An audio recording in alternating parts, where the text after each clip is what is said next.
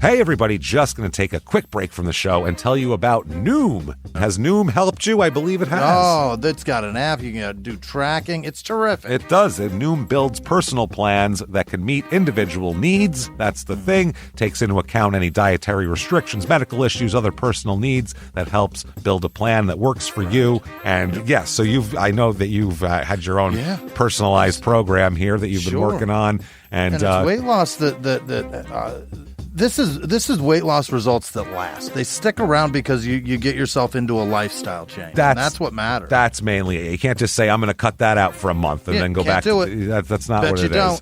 So I'm glad it's helping you. That's great. And it really does. I like the psychology and biology-based approach here. Yeah. Noom Weight uses psychology. That's why they say losing weight starts with your brain, but it also takes into account your unique biological factors, Jimmy. All of your multitude flora and fauna that goes on inside of you there. Sure. Yeah. Stay focused on what's important to you with Noom's psychology and biology-based approach. Sign up for your trial today at Noom.com, Noom.com here, based on 3.5-year study of actively engaged Noom users with minimum starting BMI of 25. Individual results may vary. Visit our website for more information.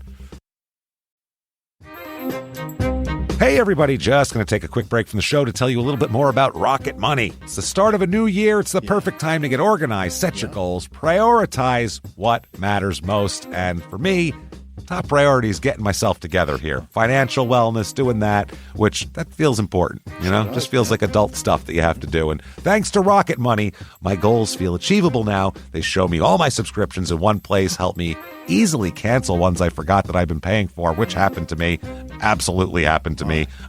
For years, I was paying for something. I was like, what is going on here? Rocket Money found it and saved me lots of money since then, because it's been a while. So they did a great job here. Rocket Money is a personal finance app that helps find and cancel your unwanted subscriptions, monitors your spending, and helps lower your bills so you can grow your savings. Rocket Money has over 5 million users and has saved a total of $500 million in canceled subscriptions, saving members up to $740 a year when using all the app's premium features.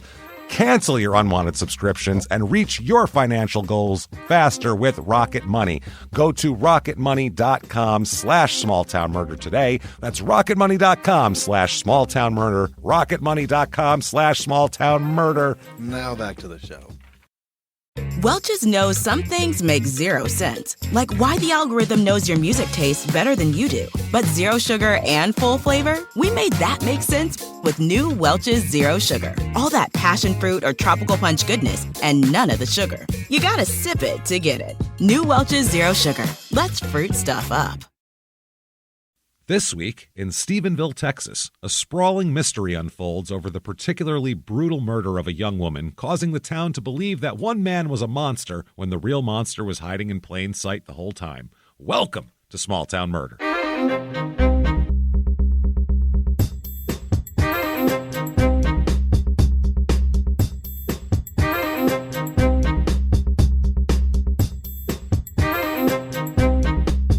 Hello, everybody, and welcome back to Small Town Murder.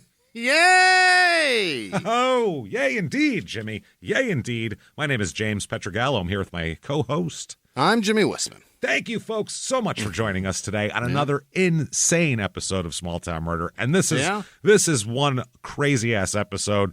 Lives are shattered. Things are messed up. People are dead. Right. Small town police force is dropping the ball left and right. It's one of those type of things. Can't wait for it. Before we get to that, quickly, head over to shutupandgivememurder.com. Get your tickets September 20th, Minnesota, Minneapolis, State Theater. It's going to be our biggest show ever if you guys sell us out. And I have confidence that you will. Because I believe it. No one's ever let us down before. So thank you. And thank you to everyone who's bought tickets. Let's sell that bad boy out. Let's get the loudest Shut Up and Give Me Murder we've ever had. Let's do it. The next night is about sold out in Milwaukee. There's a couple individual tickets, but that's it. Thank you for doing that as well. Everybody get those. Shutupandgivememurder.com, as well as the rest of the year, too. We got tickets. Right. And they're selling out quick. Oklahoma City's about gone. Get there, Austin, Kansas City, Boston, New York. Do your thing there. Come and see us. Patreon.com/CrimeInSports is where you get all of your bonus material. Let's say you listen to this show and you like it. You listen to Crime and Sports and you like it. You listen to Your Stupid Opinions, which you should be doing, and you like it. You're like, I need more. We got it all for you right here. We have it. Anybody $5 a month or above, a mere cup of coffee. Right. Skip one cup of coffee and you're going to get fill your plate. So much. We're going to fill your plate with hundreds of bonus episodes you've never heard before that you'll get immediately. New ones every other week. One Crime and Sports, one Small Town Murder. This week is no different. This week, what we're going to do for Crime and Sports, we're going to talk about the worst teams of all time. Okay. The most inept teams of all time, losers and failure. It's so much fun. Can't wait to laugh at that for an hour. And then for Small Town Murder, we are going to go into some of the weirder points of the Lori Vallow, Chad Daybell murder spectacular, because that is a mess, man. What a life ruined. If you want to talk about people losing their minds, that's the one to do it on. It's whole family. Whole family, everybody, even the weirdo comedian brother that we've performed at the same places at, scarily enough, in Phoenix. We'll talk all about it. Patreon.com/CrimeInSports is where you get all of that and more, and you get a shout out at the end of the show, too. Jimmie is definitely going to mispronounce your name, but he wants to get it correct. That said, disclaimer time. It's a comedy show, everybody. It is. Yeah. It's a comedy show. We're comedians, and unfortunately, though, the stories are 1,000% real. You betcha. Nothing is made up for comedic, enhancement or anything like that, because you don't have to. These stories are insane, and what we do is some people go, hey, you do true crime and comedy together. How do you mix murder and comedy? Well, you do it tastefully is how you do it. Thing is, there's nothing funny about the actual killing of a person. That's not fun. The fun comes when the police then screw up the investigation and let a murderer go free because they're bumbling, or little things from a small town, or lots of stuff because, it's funny out there. So what we do, though, is we never make fun of the victims or the victims' families. Why is that, James? Because we're assholes. Yeah, but we're not scumbags. There you have That's how that works. So if you think that sounds good, you're going to hear a wild story. If you think true crime and comedy never, ever, ever paths should cross, then maybe we're not for you. Get out of my way. Who knows? Get out of the way. We're passing on the left. Let's get to it, though. But for the rest of you, I think it's time to sit back. Let's all take a deep breath. What do you say here? Arms to the sky. Let's all shout. Shut up and give me murder. Let's do this. Let's go on a trip, shall we? Let's get after it. Let's roll. Come on, Jimmie. We're going to Texas, baby. Oh, no. Oh, we're not going in a car because we'll definitely get pulled over and get speeding tickets that we didn't earn. I was excited. Nope. We're still angry about getting that ticket that we were 100% not. Fucking people flying by us. They pull us over and give us a ticket for going the speed limit on cruise control. Insane. Impossible. This is in Stephenville, Texas. That's PH, Stephen with a PH. Yeah. It's in central Texas. It's right up in the middle of the state here. It is about 2 hours to Dallas. If you go kind of northeast to Dallas, and then it's about 2 hours and 45 minutes to Austin. So it's in the middle of nowhere is what that says. It's about 5.5 hours to our last Texas episode. That was Panhandle, Texas, which we were amazed that there's a town called that. It exists. That episode was called Friday the 13th, if you want to go back and check that out. That was a creepy one. This is in, I know I'm going to say it wrong. I don't know if it's Erath or Erith County. Irrational? Irrational Ticket County. ERATH. So Erith. I'm sure they say there. I don't know. Erath, I'm not sure. Area code 254. Doesn't really matter. Nope. Motto here. You're going to love this. The cowboy capital of the world. Hell yeah. Of the world. The world. Didn't we have recently a place claiming to be the cowboy capital of the world, too? I feel like we did in the last month. Yeah. So this goes around. A little bit of history. But we also did a Patreon episode, which lets you know that cowboy is not, that's a bad thing to be called. It's not good. It was always a negative term. Yeah. And then like in the early 20th piece of century. Shit capital of the world? You don't want to be that. And then like when TV came out and we started having Westerns, then cowboys were good all of a sudden. But before that, rooted for cowboys against the Indians, which should make you feel like a piece of garbage too. Well, cowboy was synonymous with criminal. That's what that meant. Yeah.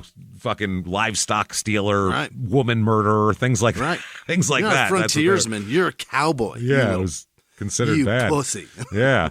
So a little bit of history. This town was named after John M. Stephen. who settled there in 1854 and donated the land for the town site. And it was laid out by George B. Arath or whatever. No. So that's how you got the county and the town. The first 2 years of the settlement, people started coming here. Population got up to 776. Wow. Not too bad. Then it declined in 1871 because the town site was in Comanche territory. Oh. Yeah. Whoops. So there was raids always from the Comanches into town, and also this was just after the Civil War, so things were tough also. So a lot of citizens ended up leaving and moving away after they just moved there. So then it became agricultural and livestock around here. They found coal.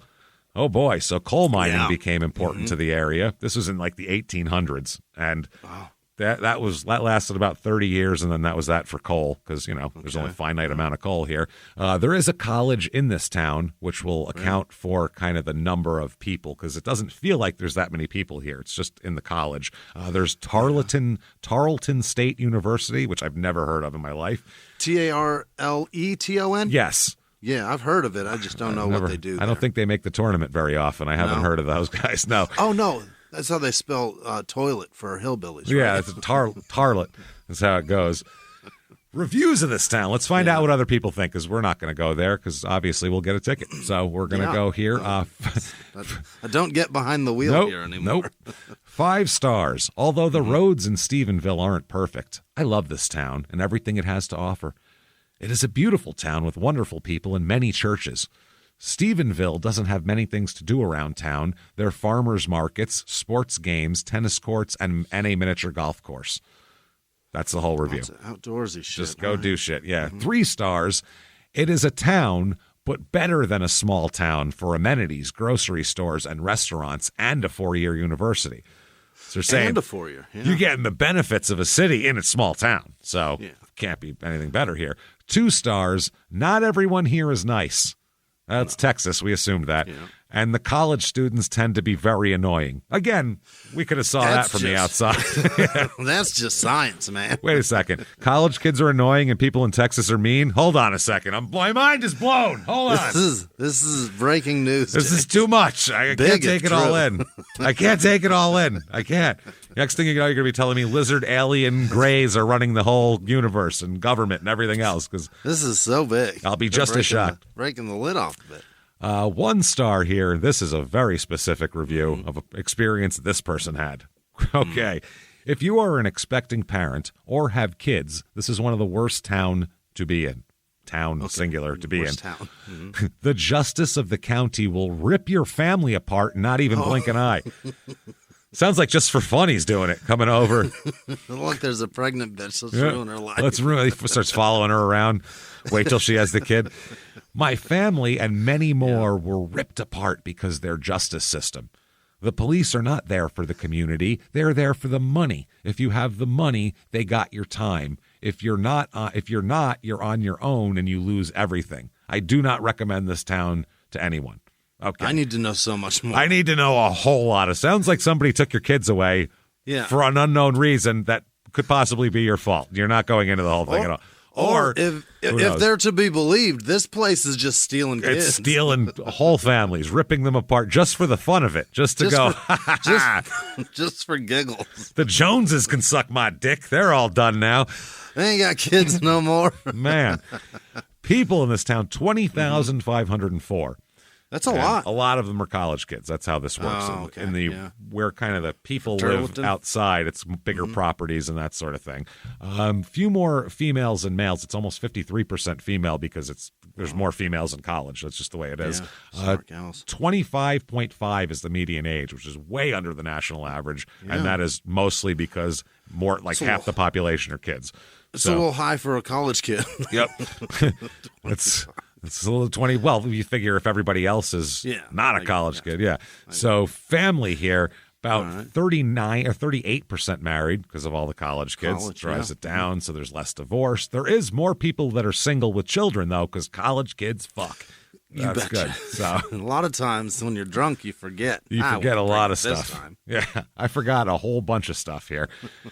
Race in this town, 74.7% white, 2.8% black, 0.4% Asian, 20.2% Hispanic here. And the unemployment rate here is about 5.5%, which is a little above the national average at this point. Median household income, $50,552 a year, well below the almost $70,000 in the rest of the country. So not bad for college kids. Not bad. Well, yeah, that's the thing. And cost of living here is a little lower than everywhere else. Really? Here it's everywhere else 100 is average. Here it's 82. Okay. So not too bad. Median home cost here, $251,700, which is well below the national average at this point. So maybe you have decided, damn it, you want to see a UFO. We have for you. You want to be a cowboy fighting aliens. We have for you the Stephenville, Texas Real Estate Report.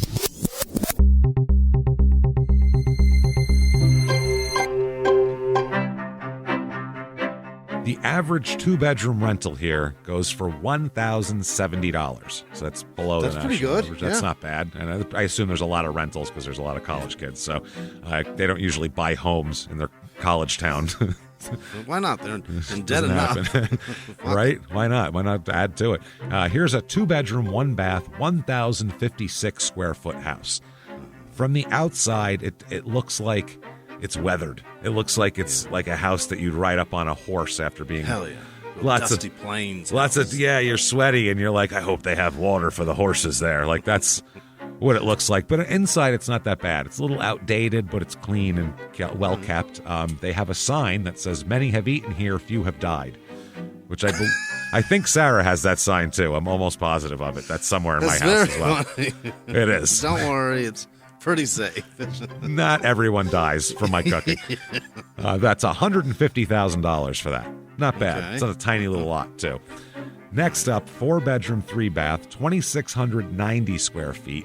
This is on 7.57 acres, so quite a big lot. The house it's a hideous new stone, stone and stucco, brand new.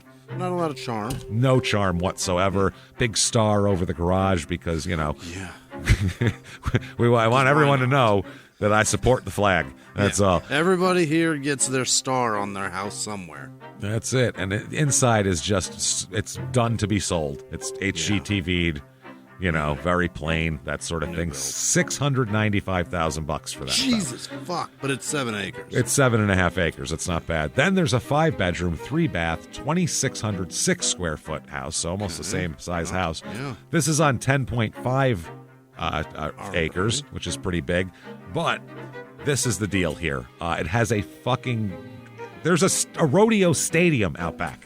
Not just a thing. There's bleachers and shit. Yeah. I mean, you could give a belt buckle away in this place. An actual arena. There's an actual rodeo arena, there's like a scoreboard and shit. Hell It's not just like to practice on. It's literally to have events. It's not just Jim Bob counting to 8 when you get out that chute. We got a man up there pressing buttons. Wild, man. It's wild. So the inside of the house, who gives a shit? There's a rodeo fucking arena. Awesome. That's crazy. A lot of land. $1,150,000 for that, though. It's a pretty good deal. I guess if you're into rodeo. I mean, if you want to start a Friday night rodeo. It's now we got the Venn diagram of people who want to have their own rodeo and people who have $1 million to spend on a house. I don't know where that intersects, but maybe. There's also another circle up there of people who like UFOs. It's a good place for UFO gazing also. Things to do here. The Moolah Fest. This is MOO-LA. Moolah. Cowboys, Christ. You got to stop. Yeah. It's a salute to our community's rich dairy heritage. Yeah. Everybody just stomach ache happening, lots of gas. Yeah, lots of farts. We all get together and fart on each other, and features fun for the whole family at the park here. So what we have is there's a carnival that goes on. There's a Move It, which is the 5K, move it. That's not a dance? No. There's also live music by Scott Kirby and the Bellamy Brothers. I guess Bill and his the brothers Bellamy are gonna Brothers? Come. Yeah. Hell yeah. Ralph and Bill, they're all going to be there. It's not those. Those are definitely not brothers either. That's a very old white guy and a black guy from the 90s. Those are very different people. That had fantastic catchphrases. Oh, yeah. Remember when the world bent to Bill Bellamy's will? Remember that? What the hell? What a weird time in America that was. It was like, let's just do whatever Bill Bellamy says. Yeah. Fucking strange world. He's a charming, disarming black man with a great smile. Great smile. He's reasonably funny. Do whatever he wants. Yeah, it's weird. I mean, he could do no wrong for like 3 years. Yeah. Did he just say damn like funny? Wasn't that what he did? I don't know. He was just, I don't even remember really. I just remember. Damn. I remember for 3 years you couldn't flick 3 channels without coming across him. That's all. It was a 3-year period where you couldn't get down the cable fucking shit without it popping up. You're there he find is. Bill Bellamy. He's there. Whether it's MTV or BET or somewhere, he's going to be on that shit. I think he went to VH1 eventually. Oh, he did. I did. loved him. Fuck, I loved him. He aged out much. after 3 years. Had to go there. We have the next day axe throwing. We have the Texas Farm Bureau Learning Barn. I know I'll be there. Yeah. Axe throwing has become so popular. So big. It's crazy. Rodeo Zone Motor Ponies, which is hilarious. I think that's a demolition derby where your car is a pony. Okay, yeah, all right. Yeah. Rodeo Zone. Then the next day, more axe throwing, more Rodeo Zone shit. The mobile dairy classroom will be going on. They got cows in trailers. They're dragging them around, and you can milk them. You go check them out there. They have music by Scott Kirby and then Gary P. Nunn. Don't know either. Don't know them. Now, on the Saturday, it says 12 p.m. Okay, it starts at 12, the alcohol sales. All right. Then there is a mechanical bull also that'll be there, of course. Yeah. And Ba-Ram U Mutton Bustin'. Yeah. Ba-Ram U Mutton Bustin' is what it's called. Also, tethered hot air balloons and a butt sketch artist. I don't know what that is. They draw sketches of your butt as you walk away. I don't get it. And also, Scott Kirby's going to come back that night, too. Oh, he's going to get the second set in. And Django Walker and Jerry Jeff Walker tribute band also is going to be there. And there's also the Cowboy Capital of the World Pro Rodeo that's there as well, where they give out all sorts of spurs and buckles, and they're bragging about everything that you have here. Yeah. Crime rate. Thing rodeo, James. Oh, boy. Crime rate in this town, what we are interested in here, property crime just below the national average, just sneaks in under it here. Then violent crime, murder, rape, robbery, and, of course, assault. The Mount Rushmore of crime is about half the national average.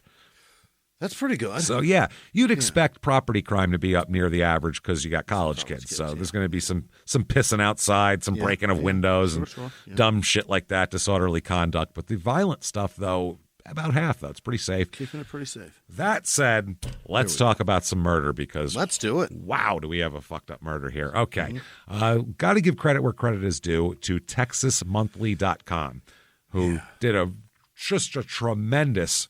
really amazing piece, a long-form piece on this entire case where they got all the facts from everywhere and were by far the most complete source of all information. I mean, the sources are all over the place, but a lot of it comes from this Texas Monthly. All the nitty-gritty. It's really good. They did just great. Like the Dirt Band. No, just like it, baby.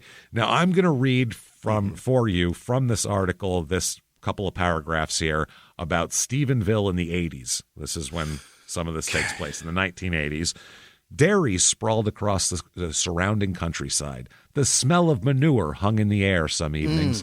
A fiberglass statue of a dairy cow dubbed Moolah dominated the town square beside the courthouse.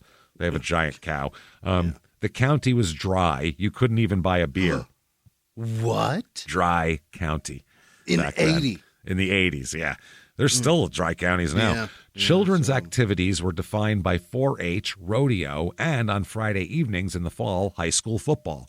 You know, my nightmare. All of that shit. Texas. Yeah, that's why I would be like, fuck! God damn it. Saturday nights, teenagers cruised Washington Street between the Dairy Queens on each side of town. They go from one Dairy Queen to the other. They've got two, though. Yep, they got two, one on each side of town. There's a start and a finish line, Dairy Queen. People who did that together, the kids that would do that, they were known as drag buddies, which has a much different connotation now. Did they not realize that they were saying that about them? This is my drag buddy. That means you run up and down the drag. Dress together. Yeah, exactly.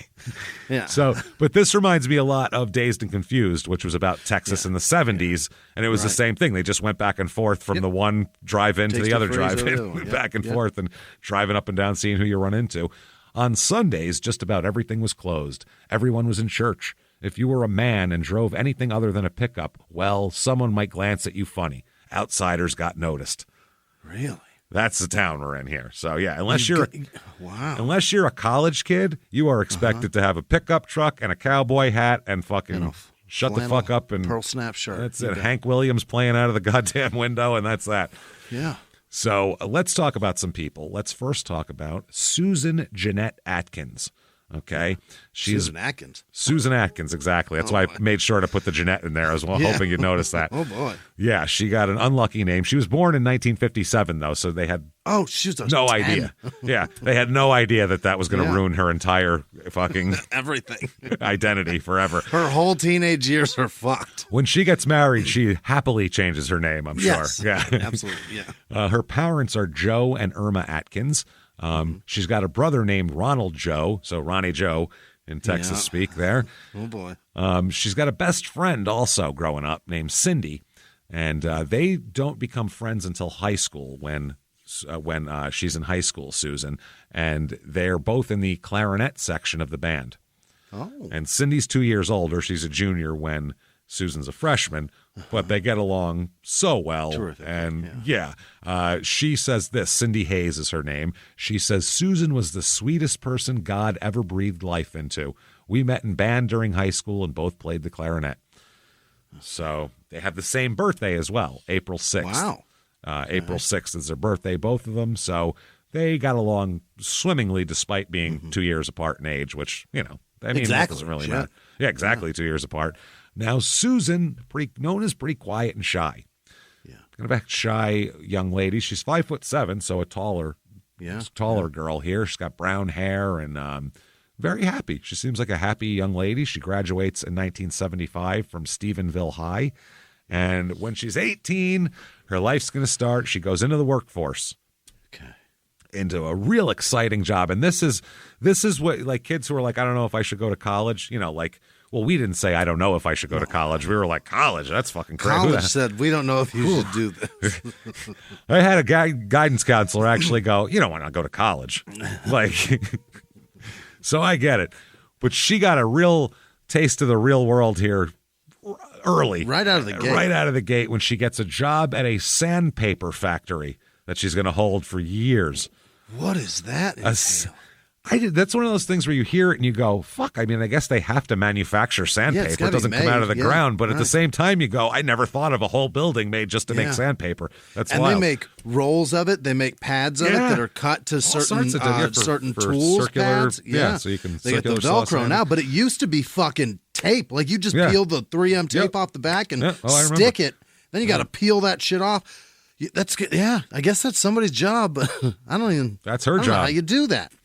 Well, I don't know. I don't know what she does there, but she works for years coming up in the sandpaper factory. That's her. Okay. That's her gig for that was going to be her career. Shit. But it seemed like for a while here anyway. So late 1970s, everybody said too she's not a rebellious type. She's not that. She's not the one that's going to go out and drinking with her friends, sneaking out of the window when she was a teenager. None of that shit. She goes to church every Sunday. She's pretty shy. She only has a few close friends. She doesn't really date in high school. Okay. Very much. Her friends said with her, it was Thelma and Louise. We could finish each other's sentences. We were best buddies. She's one in a million. So they said that, Saturday. God breathed life directly into her. Directly, like CPR style. Yeah. Like really got down low, fingers on the nose, and really pinched the nose. She's adored is what it is. She's a great kid. And they said that they used to Saturday night, they'd go cruising in Stephenville. It was called Cruising the Drag, again, which is great. All the kids, she said, just drive from one Dairy Queen to the other, and you'd stop at parking lots and wait for people you knew to pull in and talk to. again, loiter. Loitering. Pissing off merchants. That goes. But that's making Bill at the water shop despise all of us. And this is what people did before cell phones. Yeah. You didn't James, know where they're doing it again, though. Go out. They're doing out? it near my place. The kids are doing it again. Like the Circle K near my home. If I go there at 10 o'clock at night on a Friday night, there's 10 trucks there with boys in the back and girls all over the place. They're just teenage kids. But they're just there to take videos of each other for social media, though. They're not even hanging out anymore. They're like, is this good? What should I do? They're all like social media consultants now. They're not having fun. They're not fucking. They're not doing drugs. I'd pop up there to grab, I don't know, a Black and Mild or some cigarettes or whatever, and the guy behind the register got fired because he would go out there and swear at him. That's fun. That's fucking funny. But this is like anyway. This is like a dazed and confused thing again, though, because they're stopping because you can't get a hold of anybody. Those kids could be like, "Hey, are you here? I'll meet you at QT," and you go meet up. Yeah, Them it was right. You'd had to sit in the Tasty Freeze parking lot and wait for a car you recognize to pass by. And go, hey, there's Johnny! Johnny! Sit there licking on your chocolate dip to wait. That's it. I wonder where the beer party is tonight. That's what it was. So Susan and Cindy were always doing that together. One of her friends says she was driving the drag one day, and she's literally crossing the railroad tracks, meaning Susan is, and she looks down like an album cover. And she said she sees, this is funny, she looks down in like an album cover, like they said. That's what she looked like in the sun. And she sees this long-haired guy coming out of the sun, like he's on an album cover. So she pulls over. She was in a car, but she saw this guy. Hot man. And she was like, yes, that's the one, man. And her friend said Susan had a tie, and it was kind of a rough bad boy type, and they were older than her and a very much macho man type. They were saying that was her type. Was that a 21-year-old guy? Yeah, that's what she liked. She liked as clean cut as she was. She liked someone that looked like maybe Dad wouldn't like him so much, type of deal. Yeah. Hey everybody, just going to take a quick break from the show to tell you about the safest sponsor ever, Simply Safe. Absolutely, these people will keep you safe. It's amazing. You know that every 26 seconds a burglary takes place in the United States, according to the FBI. That means that by the time this podcast is over, dozens and dozens of homes will have been targeted, ransacked, God knows what happens here. So protect your home before it's too late with Simply Safe proactive security system. Simply Safe helps stop threats before they even have a chance to break in. Named Best Home Security System by U.S. News and World Report 5 years in a row. And by us for about the last 8 years as well. If you trust us, believe me, you want Simply Safe. So visit simplysafe.com/small to claim 50% off a new system with professional monitoring plan and your first month free. That's simplysafe.com/small. There's no safe like Simply Safe. Now back to the show. This show, Small Town Murder, is brought to you by BetterHelp. Get yourself some therapy, everybody. Honestly, here. We often hear about, red flags that you should avoid. Hey, that's a lot of a thing. It's become a real phrase now, real cliche. Yeah. But why don't you focus also, you look at like green flags in friends and partners. Look for good things as well. Right. And maybe you're not sure what that looks like, though. Therapy can help you figure that out. What are positive things? What are the green flags? And then you can practice them in your relationship. It's absolutely a fact. And so, honestly, we absolutely are huge advocates for this. It really, really helps. BetterHelp is fully online, making therapy affordable. It's convenient. They serve over 5 million people worldwide. You can access a diverse network of more than 30,000 credentialed therapists, wide ranges of specialties there. Here's the coolest part.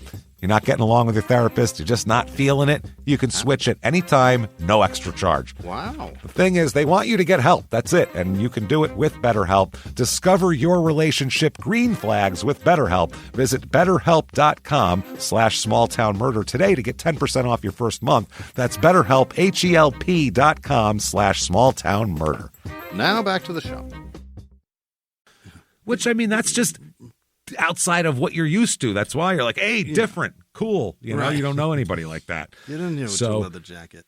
basically, he was like exotic in this town. He's like a long-haired guy with like a leather jacket, no denim, no cowboy hat, no boots, no truck, none of that shit. He instead he drives a motorcycle, plays the guitar, and has long hair. You know. What every girl likes. Yeah.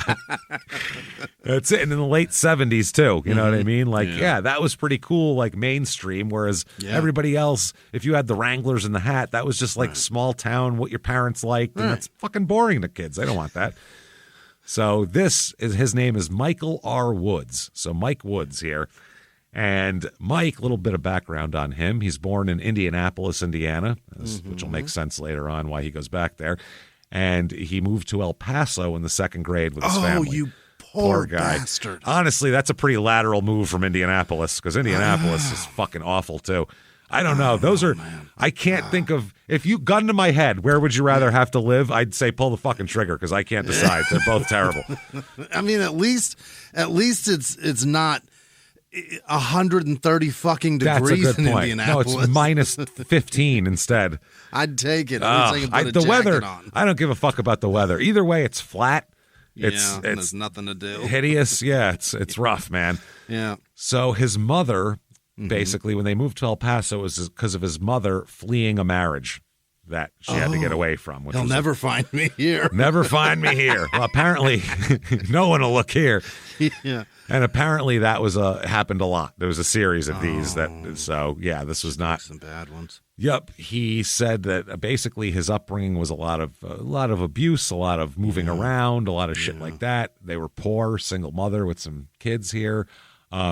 Basically, he said there was always one of his mother's boyfriends was in the mix, always. Yeah. Just, living with them, or they're living with him, or there's something going on. He said about his mother, quote, she was a little hellion. About his mom. She liked to party and have kids, which is fucking hilarious. I've never heard those two things put together in one sentence. Yeah, but those are not the same. She likes to party and have kids. Well, I guess she likes to party and get knocked up is what he was mainly saying. She liked to party and fuck people, and then she was all about keeping it. So yeah, she loves cream pies, my mom. So he ended up with 7 siblings because of this. Holy shit. From a variety of different fathers. My God. So when he was 15, his mother remarried again, and the family moved to Virginia. And at that point, this is when he started kind of running away for months at a time, Michael, because it seemed like nobody really noticed if he was there or not anyway. So yeah, and what's the difference? Both are probably about the same on the predictable scale. Exactly. Who knows? Yeah, if you're a kid and you can do that. So he's 15. He's doing all that. He learned to play the guitar. He really loved it. Now, keep in mind, this is the mid-'70s. He's really, really into Marshall Tucker Band. Fucking yeah.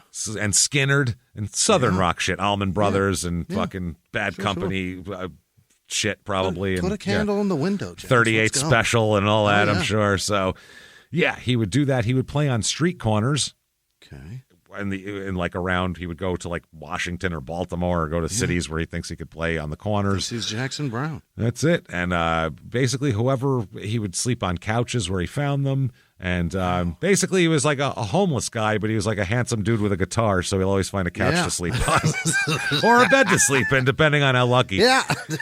That's the difference between homeless and sleeping on chicks' couches, is having a guitar and knowing how to play a few chords. And being handsome. Even if you're just long hair and know how to play the guitar well enough, though. Yeah. Billy Joel married Christy Brinkley. That's a piano, not the guitar. But what I'm saying is, learn a song. Scored pretty high. Yep.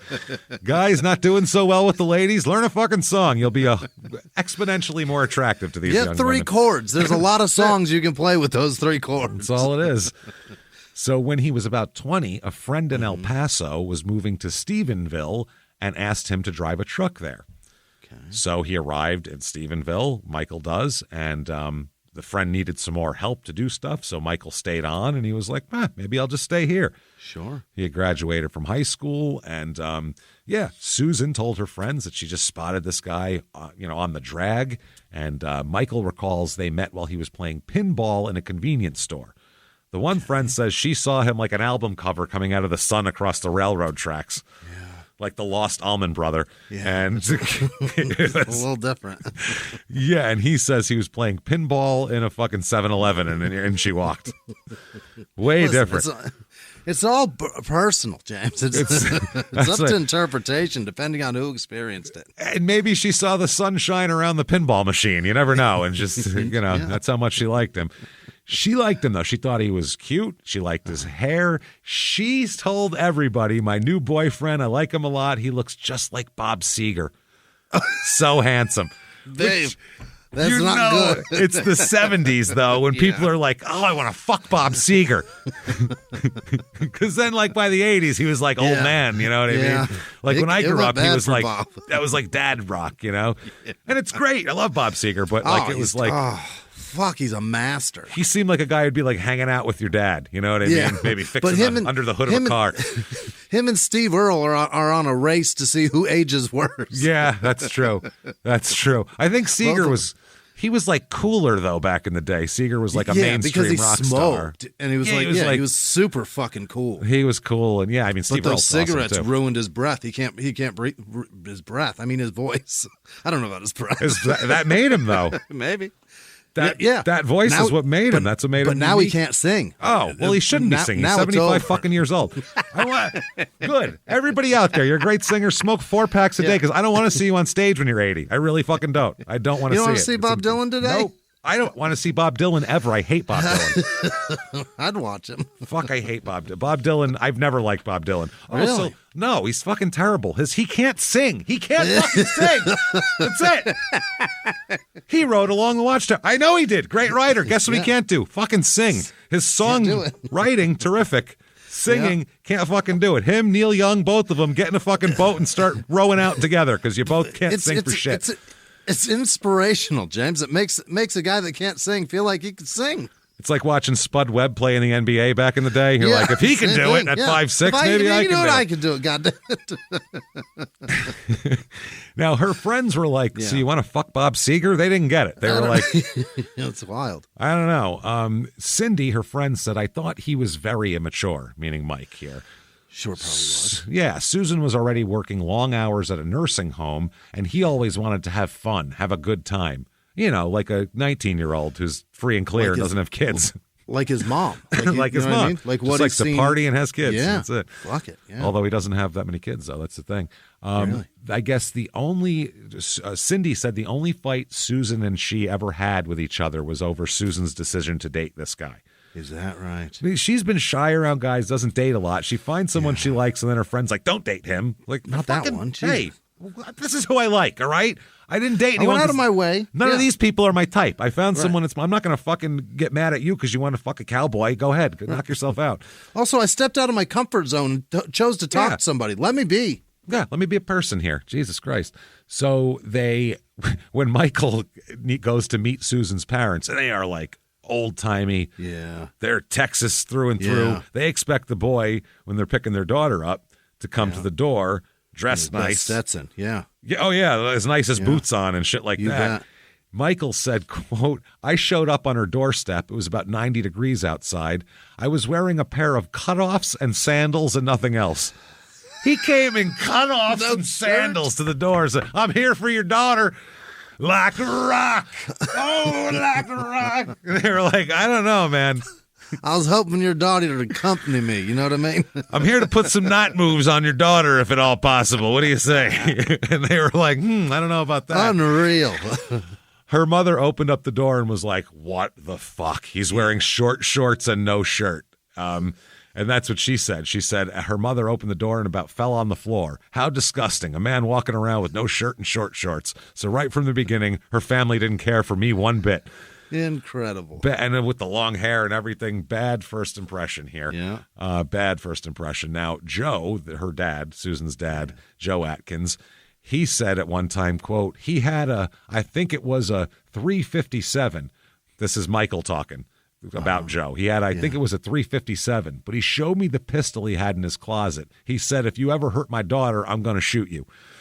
which is not even It's not even subtle. He's not cleaning the shotgun going, you kids have fun tonight. Get her home by 9, okay? It wasn't even that. It was, I will shoot you in the face if you hurt my daughter. Here's my gun, just in case. Has the cylinder out, just dry firing and running the action. Nothing. Just see that gun? I'm going to fucking use it on you. That's what he said. Oh, okay.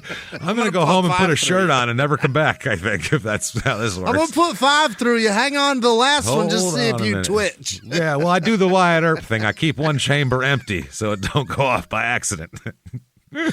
Unbelievable. So Michael has a hard time getting going in this town. People don't like him. They just see him and they don't like him in this town. And it makes sense. I mean, you know. It's a small town. They're going to be a little judgy. That's how it is. It's you ever seen a movie? I mean, it's you know what I mean? So he says that a few people, he couldn't get people to hire him or really anybody who had long hair back then. Because this was still in the 70s. Have you tried putting a shirt on? This is the problem. He shows up in short shorts with one ball hanging out at the side with sandals on going, y'all got any work for me? And they're like, no. There's nothing here for you. Guys like that, no, we can't do it. Texas in the 70s, long hair was not okay. That was, I mean, you had to have... crew cut and a cowboy hat. James. Yeah, that's what it is. So he also said that he was a musician by nature and a night owl, so he hated 9-to-5 jobs anyway. Wasn't into it, which more sympathetic I could not be. That's my problem, minus the long hair and the music. But he said he worked in a hay field at one point. I don't know what you do in a hay, gather hay, I suppose.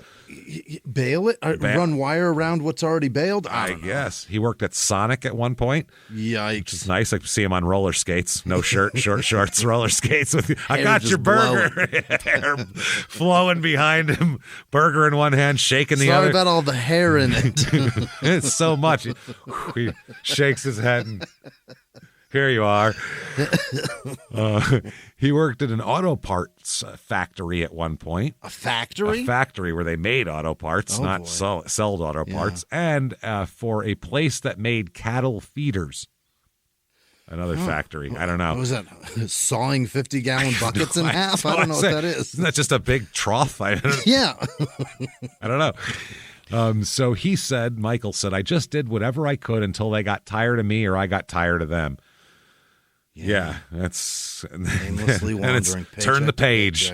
There it is, brother. Turn the page. Yeah. He said, I had a bit of an attitude problem because when people would try to say stuff like, hey, fur face, get over here, because he had a beard at one point. Oh, he's not a shaver. All right. I would not react well to that. And in Stephenville, during that time period, big guys like to push their weight around, and that just didn't work with me. I figured if you're going to push me around, I'd just pop you in the mouth. I didn't get along real well. He wasn't going to take this shit. Just because you're Hicks, I'm not going to fucking take your bullshit. Like, I get it. I understand. Throwing punches for fur face seems a bit out of line, though. I guess, but if the person's trying to get a rise out of you, why let it escalate? I guess you'd like it to end up here. I'm going to cut out all the middle bullshit and just all the stuff where I go, what are you talking about? Well, you ain't from around here, are you? And all that shit. And I'll just punch you and we'll fight. All right. I could see that. I'm not going to fucking deal with it. I don't blame him. I almost hit that guy for asking me for directions that one day. Yeah, that was pretty funny. How dare you? So 1980, Michael he's with Susan. They've been together for a couple years. He talks her into coming with him to El Paso, which he must be a hell of a talker. Because really? What would it take to convince you to move to El Paso? That was a lot. A lot. Well, an uncle promised him a job there, and they arrive, and soon after they get there, they get married. Wow. They get hitched, man. Oh, my God. Wow. He said it this way, quote, what she said to me is, my parents are going to disown me if, I'm living with a man out of wedlock, so can we get married? So this is what happens when you tell kids not to live with people out of wedlock. They marry fucking people when they're 20. That's what used to happen all the time. Don't put constraints on your children because they're gonna fuck that up. Don't moral judgments. So Michael said, quote, and I said, well, okay, I can take the day off tomorrow. Tomorrow. Let's just might as well, I guess. I mean, if we're going to do it. So they went to a justice of the peace and got married there. Her parents were not happy about this at all, by the way. Can't as you imagine. can imagine. Yeah.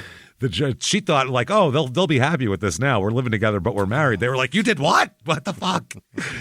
His job never panned out. It wasn't there. It didn't exist. So they started pawning their shit, Michael and Susan. Wow. Susan wrote a letter to Cindy and complained that she was subsisting on, and I've never heard of this as an option, bacon bit sandwiches. Like bacon bits? Bacos? Yes. That's exactly. Sandwiches? Like you shake, instead of putting it on a salad, that's what they have, and she makes sandwiches out of it. Oh, my. Which is very strange. And Dry freeze, or do you think they're soft ones? I would hope they're bacon bits, probably real bacon bits down there. You think so? Yeah, they're not going. Their soy is for, Yeah, whatever. but I mean, like, are they like half done bacon bits, or are they Yeah. Bacos? Because you know what I mean, like Bacos Bacos were are like soy. dry freeze crisp. Are they soy? Yeah, Bacos aren't real bacon. They're made of soy. Oh, Yeah, and they're delicious. You'd never know it, but they're made of fucking soy. But then they have actual bacon bits, which are like little weird wet chunks of yeah, bacon they're that wet and stick soft. together. It's no good. It's not No good. Bacos are the No. way to go there. Yeah, Yeah. for sure. That's soy. No shit. Oh, yeah, I want Bacos now. That sounds fucking good. I want, I want a salad. handful of them. Yeah, I want a handful. Then I want a They're like- salad with they're Bacos like- on. They're like fucking Pop good. Rocks, but salty Oh, ones. That's salty, what they are. smoky. They melt in your mouth. They're so goddamn good. So good. They make a Jesus. salad wrap. Oh, we are absolutely going to the store when we're done here. I'm getting the gonna eat biggest thing. I'm gonna eat them like cereal. We're going to be eating handfuls of bacon bits in the car on the way home from the store. Do you know that, right? Just shaking them into my mouth like fucking sunflower seeds. Hey, hit me Shelled off. ones. Give me some. Like when we had that road trip to Austin, Yeah. we had the bugles and we were doing that same thing. We'll replace bugles with Bacos. So Michael hated all of this, basically. Yeah. They ended up having to move back to Stephenville, which he hated. Oh boy. Didn't want to go Down there. Main Street. Yep, exactly. So Susan wanted to make him happy, but found that she didn't want to be anywhere else but Stephenville. That's where she wanted to be. Really? So at one point they moved to Indianapolis for a minute to be near Michael's brother, but then they came right back. So it just never worked out. Susan's friend Gloria said 2 or 3 times they'd get settled in, get a place, get it fixed up, buy their appliances. Then Mike would get itchy feet. We're going. She'd quit her job, move away, sell all their stuff, stay a month, starve to death, come back, and they'd start all over again. I've never heard of itchy feet. That's Itchy feet. That's so funny. He's got itchy feet. In like football, a quarterback doing that's called happy feet, not Yeah. itchy feet. Yeah. He's got itchy feet. And I've heard of cold feet, but not itchy feet. Cold and happy, but never itchy. Very funny. That is definitely a local, I think. Only local way expression. to scratch him is to keep on walking, James. Yeah. Well, you'd say like he had like an itch to move, but he had Yeah. itchy feet is a weird way to put it, right? I don't know. I think John Madden says you spray Tinactin on that and it stops. Tough acting Tinactin will do it.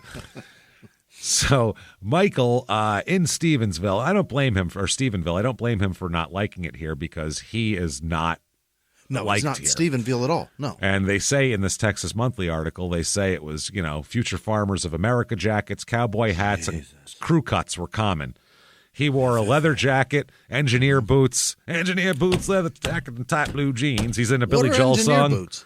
They're What like are those? motorcycle boots. They're Okay. the ones everybody wore in the 50s. That's what the Combat boot style. Yeah, exactly. Not just a Doc little Martens, lower, but probably. yeah, engineer boots. They called them back in it's the Billy Joel song. It's Some scenes Caterpillars from an or some Italian Docs. restaurant. Yeah. We're All gonna only sing you songs from the 70s today.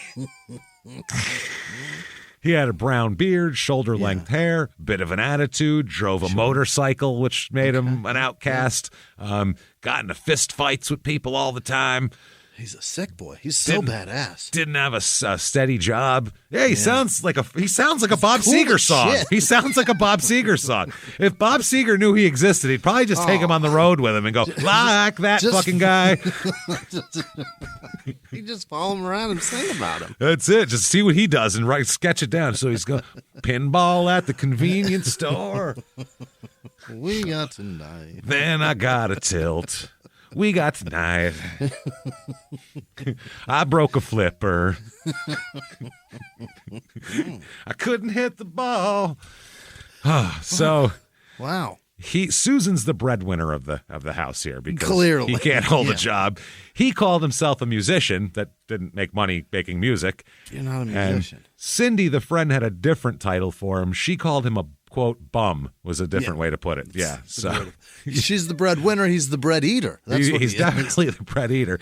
Everybody around town said that he also sold weed. Now, Michael said he never sold weed, but everybody said he sold weed. Multiple people said, I bought my first weed from that guy.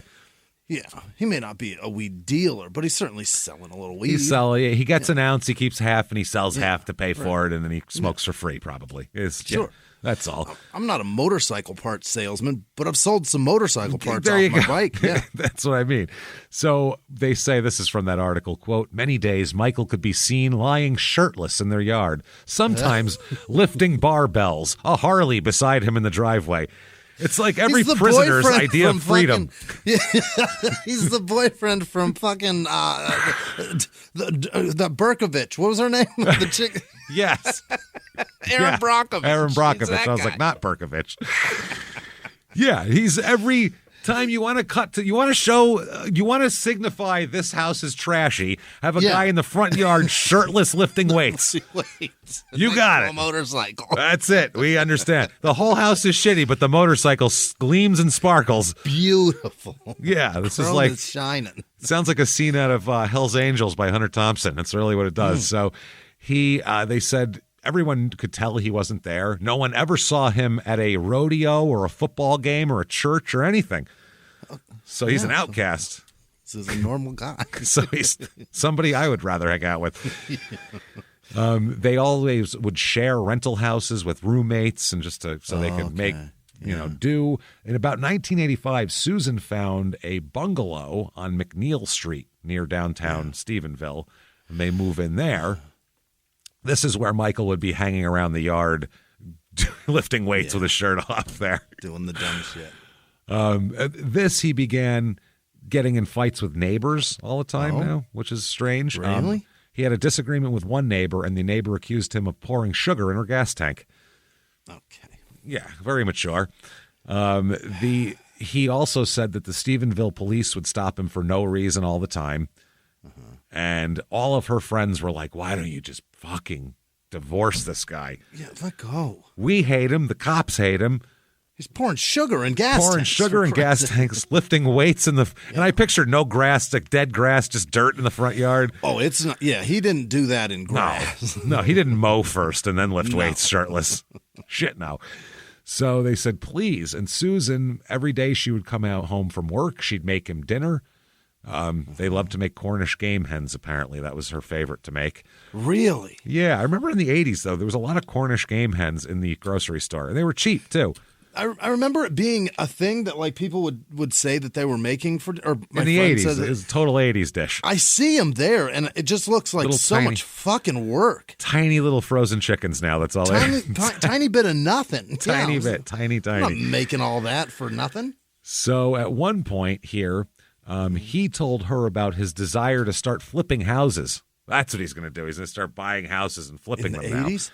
Yeah, he was well ahead of the curve on that one. Susan said, no, all the money we make, I make, and I don't want to invest in houses that I know you're not going to actually fix up. Right. Don't want to do that.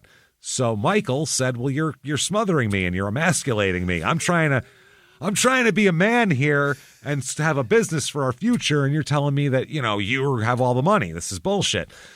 So then in the summer of 1986, he said, I can't take Texas anymore. And he told a friend, said he more or less gave her an ultimatum, Texas or me. And she chose Texas.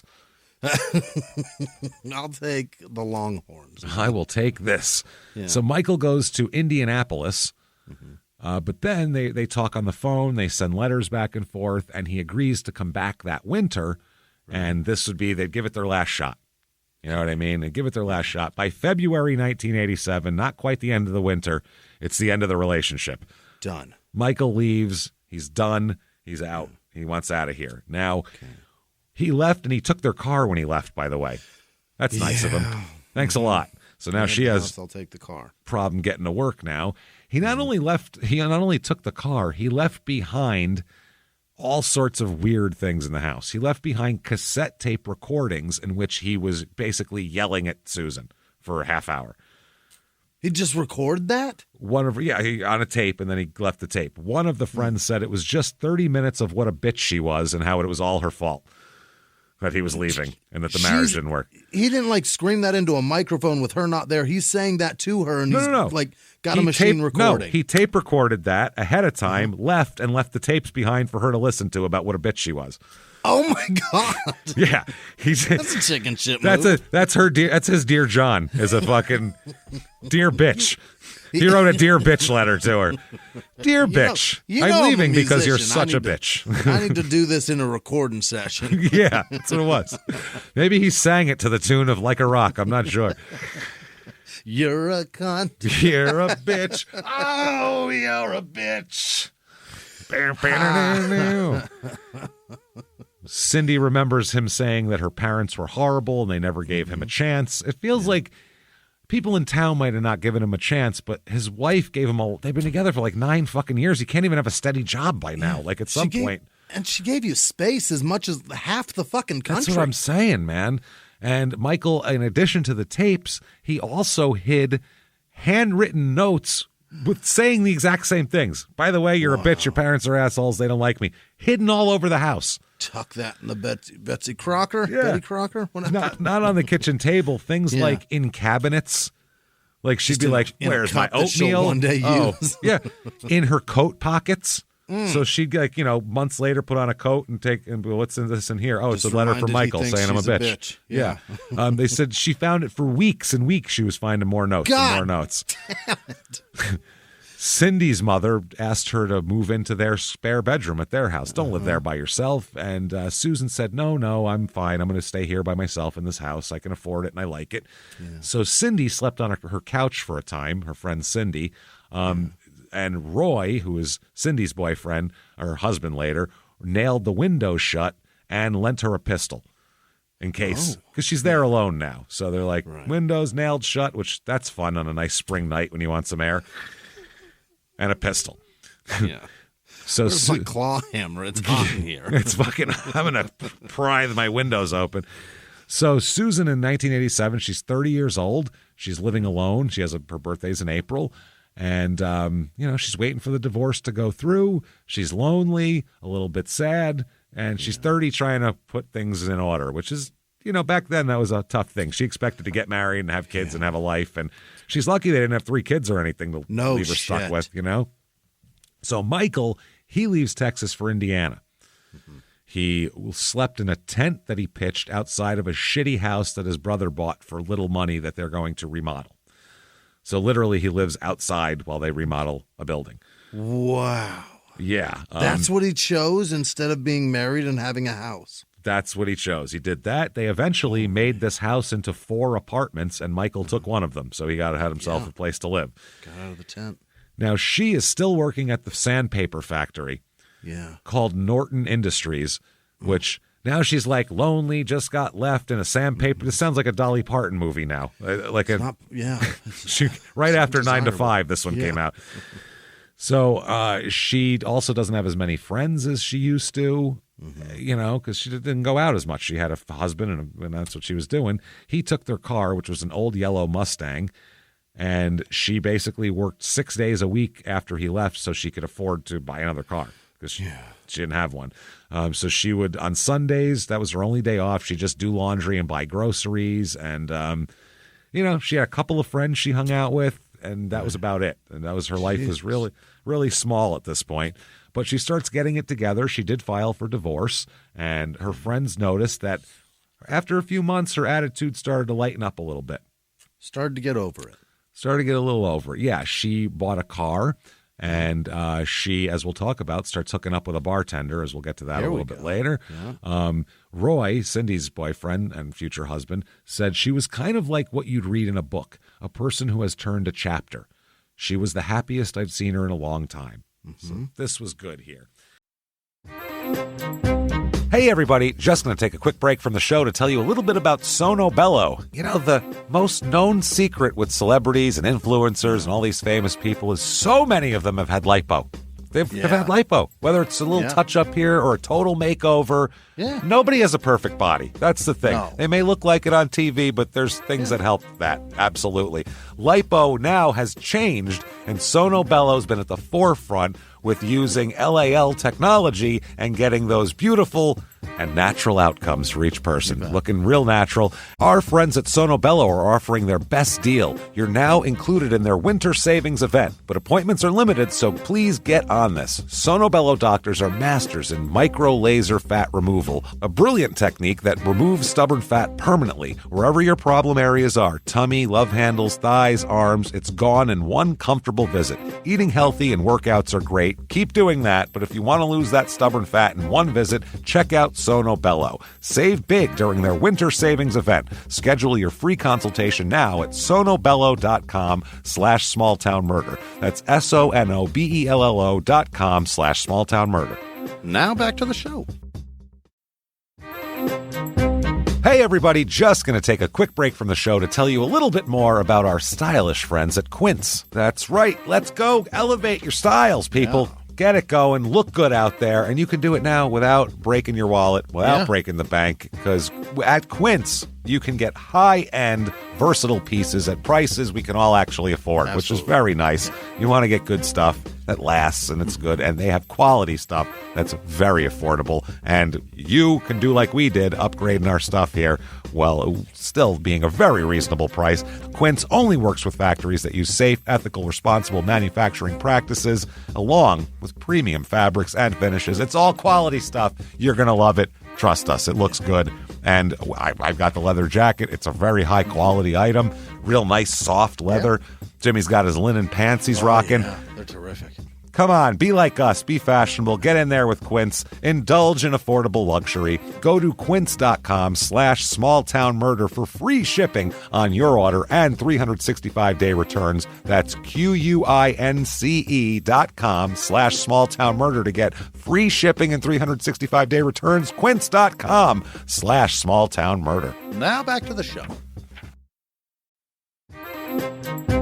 Hey everybody, just going to take a quick break from the show to tell you a little bit about a very cool place, Thrive Market. Yes, we are both looking to get into the healthy swing this year. The problem is I don't know what's in everything, and I don't know if even I'm qualified to even read the labels to know if that's good or that's bad. Right. There's chemicals in things, and there's things floating around. I don't know what I'm doing out there. One of my favorite features, and I know you were talking to me about this, is the Healthy Swap Scanner in the Thrive Market app. Yeah, it's simple. You scan any item, and it'll instantly suggest a cleaner, healthier grocery alternative, which is it's great. Amazing. Yeah. That's great. Thrive Market also takes the guesswork out of finding these safe, healthy foods.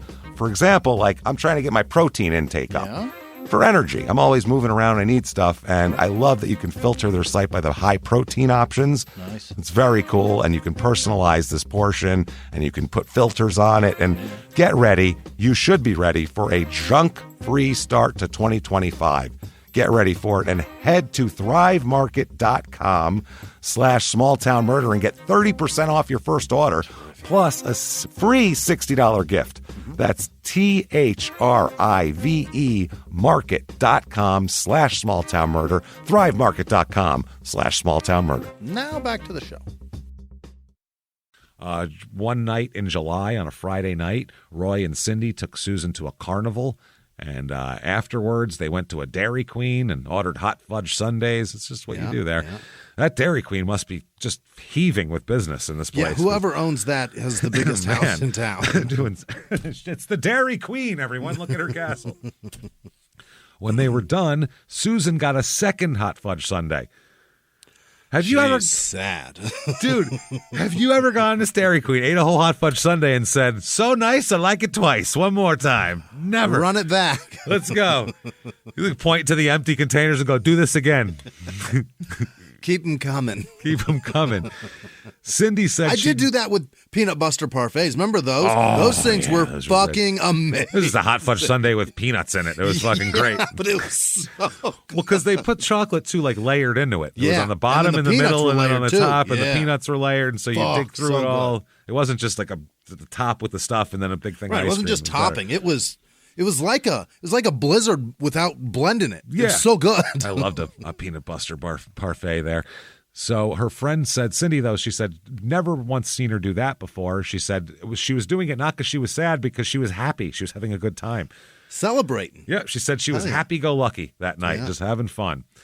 So July 28th comes around. This is about a week after she goes out on the town and has her big Dairy Queen outing here. Yeah. July 28th, 1987. She, by the way, never calls into work. She's never sick. She doesn't come in late. Reliable as fuck. She's worked at the same sandpaper factory for 10 years now, so she's super reliable. She doesn't show up to work for 2 straight days without calling. 2 days. 2 no-call, no-shows in a row. And her boss after the first day was like, we'll see how tomorrow goes. That's that's how good of an employee she was. Wow, after the first day. They weren't like, where the fuck is Susan? They were like, she must have had, there must be something crazy going on. We'll find out tomorrow when she shows up. And then she didn't. So her fellow employees, because it's a small town, they all know her parents and stuff. Yeah. So they call up her parents and say, hey, your daughter didn't show up for a couple days. Is everything okay? Is she like sick or something? So her father said, I haven't heard anything about her being sick or anything like that. So he went to check on her. He goes to the house, and he said that Joe Atkins, the dad, said he immediately knew something was wrong. And he drove to the house that she rented, and the house was dark. He said, it was nighttime when he showed up. It was dark out. There was just no sounds, no nothing. On the porch, he found the door was unlocked. Mm-hmm. She's like, why would she leave her door unlocked? She has her windows nailed shut and has a pistol. Why would she leave her door unlocked? Right. Yeah. Seems like, I'll try the door first probably if I'm an intruder, So he ends up heading through everything, the house, looking for her, not in the kitchen, not in the living room, ends up going into a bathroom and is near the rear bedroom. He finds her in the bathroom. Okay. She is leaning over the side of the tub with her head in the water. Oh, water is in the tub. Water is gross looking, dark colored, not looking good, and she is with her head in the water. Clearly dead. Yeah. Clearly not breathing. He ran out to the living room, Dad, and this is not how you want to. Dad's the last person you want to find this, Dad or Mom. My mind. Yeah. So he calls the police from the living room, runs out in the yard, and waits for them to drive up. Yeah. Sergeant pulls up here about 9:00, and he hadn't been told anything about it. He just told there's a dead body. Yeah. So he went there, and he was surprised to see Joe. Because he knows Joe. Because everyone fucking knows everyone in this town. Right. And he does. He said he knew him as a volunteer at the municipal golf course. So he said, I said, Joe, what are you doing here? Mm-hmm. And Joe said, Donnie, they killed her. And he said, killed who, Joe? And he said, they killed my daughter. Mm-hmm. And he said that it looked like Joe was like in shock, basically. He was just like wandering back and forth. So they huddled and said a prayer. The two of them? Yes. How about, I'm busy. Look, doggy. What are you doing? I have a job to do. Prayers are later. Yeah. No, we don't do prayers in the middle of a crime scene, okay? That's not part of this. And it's nothing against prayers. It's just prayers, eating Skittles, doing anything that's not figuring out crime scene and death stuff is out of the fucking question at this point. But he knows the guy, and he's trying to comfort him, basically. Sure. So that's nice. And then he urges Joe to go home. He said, go home. There's nothing you can do. Get out of here. Yeah. Go home. He said, you got to go tell your family about this because there's no cell phones. Yeah, go break the news. Go break the news to your family. Cindy comes by, Susan's best friend. Really? Happened to drive up with Roy, her boyfriend, there, and neighbors said they could hear her screaming 2 blocks away that Susan had been killed. Yeah. So inside the house, officers are inside taking photos of everything, trying to figure this out. Susan has been... this is horrible, too. She's been raped and sodomized. Good Lord. And they said there's a very, a very nasty-looking red line across her throat that looks like somebody tried to strangle her. Uh-huh. And there is a tank top in the mix, too. It looks like maybe that's it's down around her hands. So they're wondering about that. So they examine her bedroom where there appears to have been a struggle. Yeah. There's shit everywhere. The covers are thrown over here. Pillows are over there. It looks like either an 8-year-old started jumping on the bed or people were struggling. Yeah. They said the mattress was off center. It had been moved. Wow. That's a big struggle. Yeah. They said a white electrical cord, perhaps used in a strangulation attempt, laid across the bed, plug end on the floor. So somebody tried to get her there, maybe couldn't get her. She was still fighting. Because that's what people don't realize, too. When they go to strangle somebody, they don't realize that it takes a really fucking long time. It takes way too long. Yeah. People struggle while you're doing it. They generally don't want to be strangled to death. So it's kind of the point, yeah. It's not an easy way to do it at all. Because you don't get a cord around their neck and then they pass out and wait to be strangled. Yeah, they go, and then they just pass out. Because that's what I feel like people think. Yeah. They think, just, 10 seconds of strangling and they'll just die. And it's like, no, that takes minutes. Sometimes 5, yeah. And they're going to be fighting the whole fucking time. And they said robbery is not a motive in the killing because there's not a thing missing from the fucking house. All her shit's still here. All her shit's still there. They find something very disturbing here. Was a pillowcase stained with mascara. Uh-huh. As the detective studied it, he realized he could see the outlines of the face on it. And they say you could see of Turkin or whatever it is. Yeah, Turin, yes. And yeah, that's Turkin. The shroud of a turducken. Also, but this is real is the other thing. It's that's so crazy. It's not a sham. Exactly. Well, it's a sham. They did carbon dating on it. It's from the 1400s. It's not real. So, but he can see her face in it. But he could see her face. Or somebody's face. Yeah. He said, "I could see where her eyes had been for years. I mean, all I could see was that eerie mascara. That's creepy. Yeah, it's really creepy." They sent the body to the Southwest Institute of Forensic Science in Dallas for an autopsy. Yeah. Which in the 80s is basically a bunch of guys with magnifying glasses looking at her. They don't know what the fuck they're doing. There's no, the hell are they going to do? Yeah. DNA is in its infancy at this point. This is just when they're starting, just figuring it out at this point in the mid-80s. So in the bathroom, they find 2 good sets of fingerprints and palm prints. Terrific. Which is great. And they're like there's palm print on either side of her. Like, oh, that's not her. No, so it was like they were holding her and they were, obviously. So the problem is, though, DNA analysis is years away and fingerprint databases were not yet available in Texas. Yeah, so they have fingerprints. Yeah. So unless they have a person to compare it against, they have nothing. They have no system to run it through. So they had a bunch of physical evidence, but all they could do is wait for a suspect to compare prints with, and that's it. Sure. They knocked on doors all the way up and down the street. No one had seen anything weird going on, so they didn't know what to do. The next day, by the way, in the Abilene Reporter News, the obituary for her says that she was found dead, probably murdered. That's what it says. I don't think that's a suicide. Wow. I mean, Jesus Christ, big accident. Guys. Yeah, a big accident there. So the investigation, the next day at the police department, a lieutenant named Ken Maltby, he says that no other detectives are going to be working on this case. It's mine. I'm taking Just it him. alone. Okay. Right. This is me against this murderer. That's it. I'm not letting everybody fuck this up. So all the other cops were like, okay, like, why is that? Like, why? Yeah. This seems like you'd want all hands on deck for this shit, not one guy. Maybe 2 heads are better than one. But one of his detectives said, quote, he wanted to be a hero. That was it. He wanted to be the guy that did it all. Now, they asked the parents, do you know anyone who hated your daughter, had it in for your daughter? It had to be, wasn't robbery, so something had to be going on. Joe Atkins, immediately the father said, I have 3 suspects that I can think of. Michael, and Michael. Oh, all of them are him. All of them are him, basically. Michael, a guy that plays guitar, and a guy that has long hair. And a guy that rides a motorcycle. And also, guy with no shirt. I would talk to Bob Seger. Just a hunch. I'm not saying that's possible, but it's possible. Just holler at Bob Seger, and all the rest are Michael. Yeah. So everybody said, agreed. Everyone's like, yeah, it's fucking Michael, obviously. No one else in this town would do this. He's the long hair. It's obviously him. Yeah, and all these notes in the couch are fucked up. Yeah, and you're a bitch on tape and all this shit. So cops, he's in Indiana. So one day he said he was standing outside when a couple of Indianapolis police officers drove up and to talk to him in Indiana. He and his brother had been arguing with neighbors about a parking situation. Always arguing with neighbors, this guy. And Michael agreed to go to the station house, believing that it was to deal with another complaint about the neighbors. Yeah. They said, will you come with us? We got to talk to you. And he was like, I'm getting in the car. Yeah, I'm going to tell him everything about these. Once there, though, they start asking about Texas. And he's like, what are you asking me this shit for? What's going on here? And about Susan and whether he had gone back to Texas and just got back.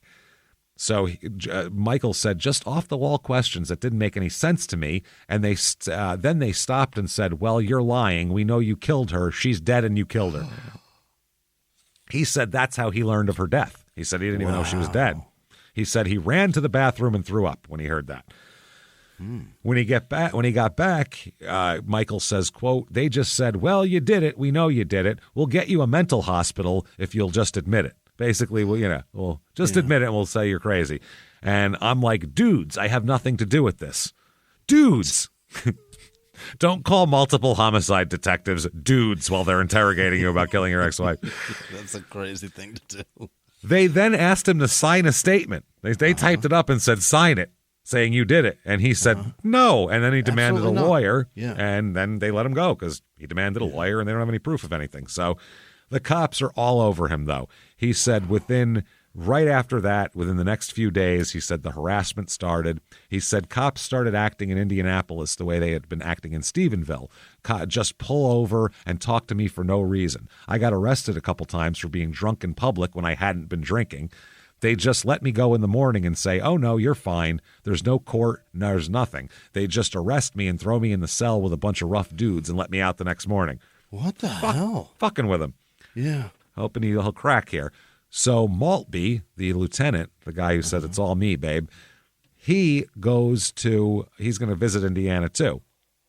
And Michael says he remembers these two officers coming. It was Ken Maltby and a Texas Ranger he brought with him. Oh, man. Just for the uniform, I guess. Yeah. He said Michael was standing in his yard. He said, so they pulled up and told me, get in the car. We're going to the airport. And he was like, huh? And Michael said he began carrying a gun because he feared this type of thing. He said he said when he declined to get in the car, they insisted. He claims he pulled his shirt up to show him the .357 jammed in his belt. And, quote, I said, nope, we can have a gun battle right here. Go for it.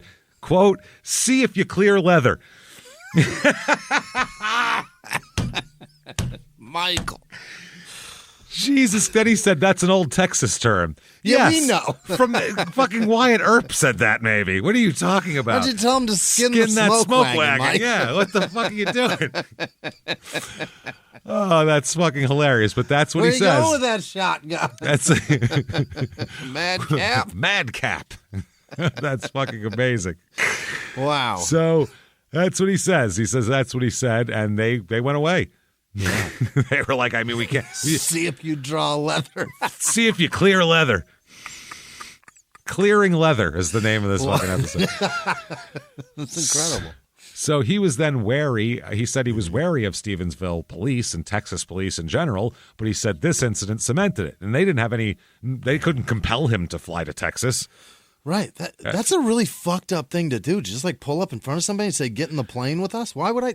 That's what a lot of people, because most people will say, okay, they don't know that they don't know. Yeah. That's what I mean. They don't know. Vacation, I win. Win. Or they just don't know they're not allowed to, they can say no. Yeah. You know, he might know that he can say no here. He said that this incident was really cemented the whole thing. His lawyer told him not to cooperate at all. His lawyer said they're trying to railroad you. Don't cooperate. Even to the point that Michael withheld potentially exculpatory information because he wouldn't cooperate at all. Talk at all. Yeah, even if he had an alibi, he wouldn't give it to him. Yeah. So he eventually gets together, Michael does, a dozen statements from people who swore in affidavits that they'd seen him in Indianapolis at or around the time Susan was killed, at least that day. Good. Yeah, that's not good for them. No, the lawyer advised him to keep these from police, though. Do not give them to police, because he said if you give them to him, the cops are going to try to undermine all of these accounts and try to get these people to say they're lying, and that'll fuck you. So the case progresses here. Maltby is investigating for the next couple months with very little progress, getting nothing. In October, we'll talk about here, he steps aside. Maltby steps aside to become take control of the narcotics unit. Oh, for a different job. A different job, yeah. So there's another guy, Hensley. He said he's another detective. He was going to take on the investigation in his spare time, and he said the weird thing was he tried to look over what the guy had. There was no written reports. The guy didn't do anything. Wow. He just went and talked to people. He didn't write anything down. You're supposed to have Like, if you look at like a murder trial, they have what's called a murder book. And it's everything that has to do with the trial in one book. Anything that has to do with the case. Statements. You can't have the whole case up here and just have it in your noggin. Like that's not good for courts. No, that's a small town cop that's not used to dealing with shit like this. Yeah. And that's exactly what it is. So Hensley said he remembered, quote, "I looked, but I couldn't find no damn notes. I didn't know what people had said to him." So he has no witness statements. He has nothing. Now, is this Hensley any more fucking competent? Let's find out. Here we go. Because this guy, Walty, wasted a couple of months jerking off. Right. So this guy's trying to revive the case. He said that Susan's remains were badly decomposed because she'd been in a tub for 2 days. Her upper body appeared to have spent 2 days in bath water. They said it was still unclear whether she'd been smothered, strangled, or drowned. They still couldn't even tell that yet.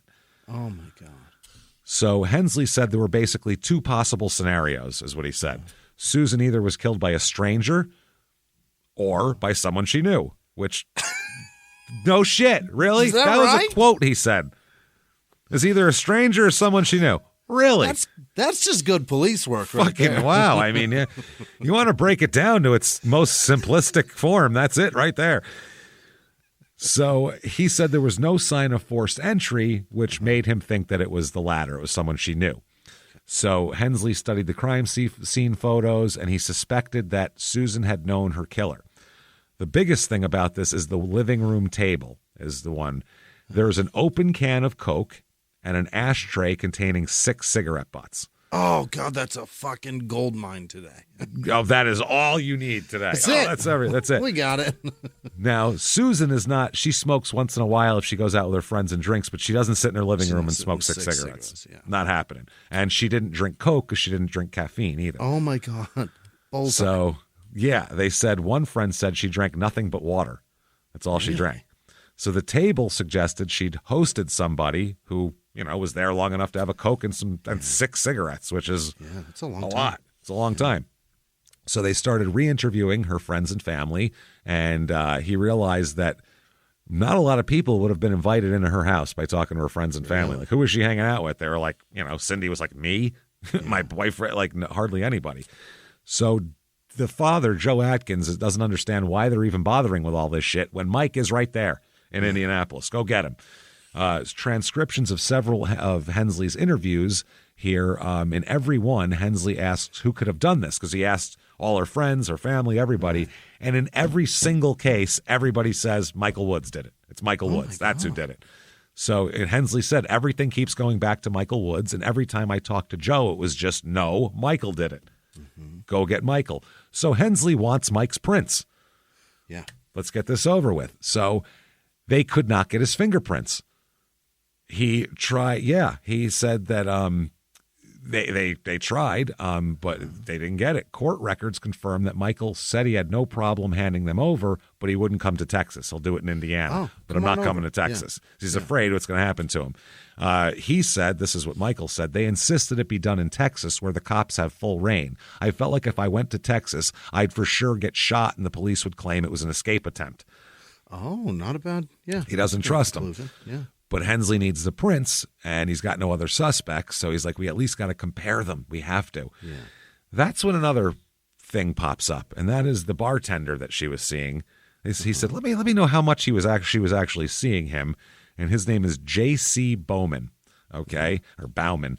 According to the notes, a friend from work named Deborah Hardy told the cop of a troubling call from Susan a few weeks before her death.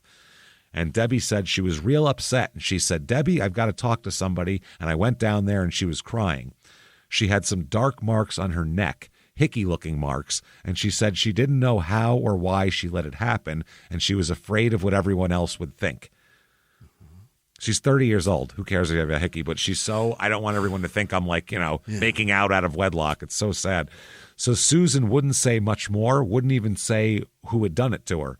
She was just scared she had these on her neck. So her friend Cindy, though, said the hickeys were the work of a bartender in Granbury named J.C. Bauman, who she'd seen a few times. Yeah, it's always the dirtbag. It's always the bartender, yeah. Cindy said, I said, what happened? And she said J.C. had got a little fresh and a little carried away. Now, JC recalls meeting Susan, and he said, I was bartending at Norfolk and Granbury. This cute little lady came in one night. Cute little lady. Yeah. And she's wearing this shirt, Einstein sticking his tongue out. And I had the poster of that at the time, and she was wearing this. Yeah. And I said, I like that shirt. And that's how we broke the ice. And the next time she came in, she gave me that shirt. She brought him her shirt. Here you go. Yep. They had this wasn't like they weren't planning on getting married. This was just this is a little fling. Ports in a storm. Yeah. You know what I mean? Yeah. They're both lonely people.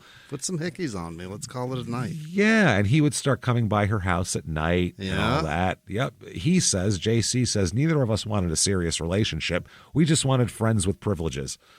Yeah. She would call me when she was in the mood to have company. We'd sit there and watch a movie and snuggle and all of that. We both liked Tarzan. They watched old black and white movies.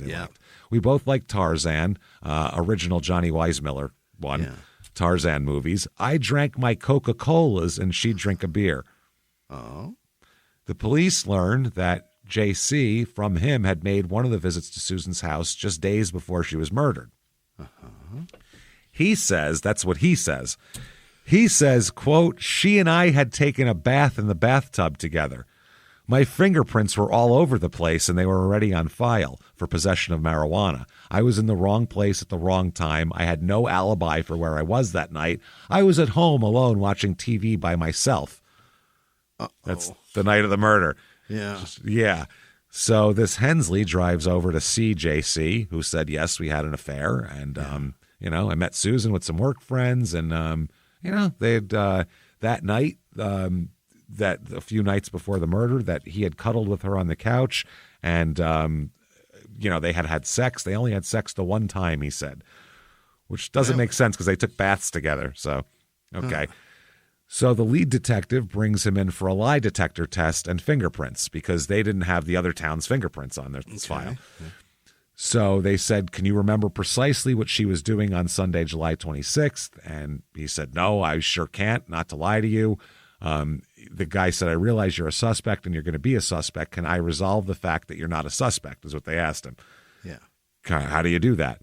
He said that I don't know. How do I do that? How do I figure out how to not be a suspect? And the cop said, well, that's between you and your God. That's why I don't want to be there. I don't want to be this. So Susan had ended it after the Hickey affair, apparently. And Hensley said JC seemed like a decent guy. He passed the polygraph test, too.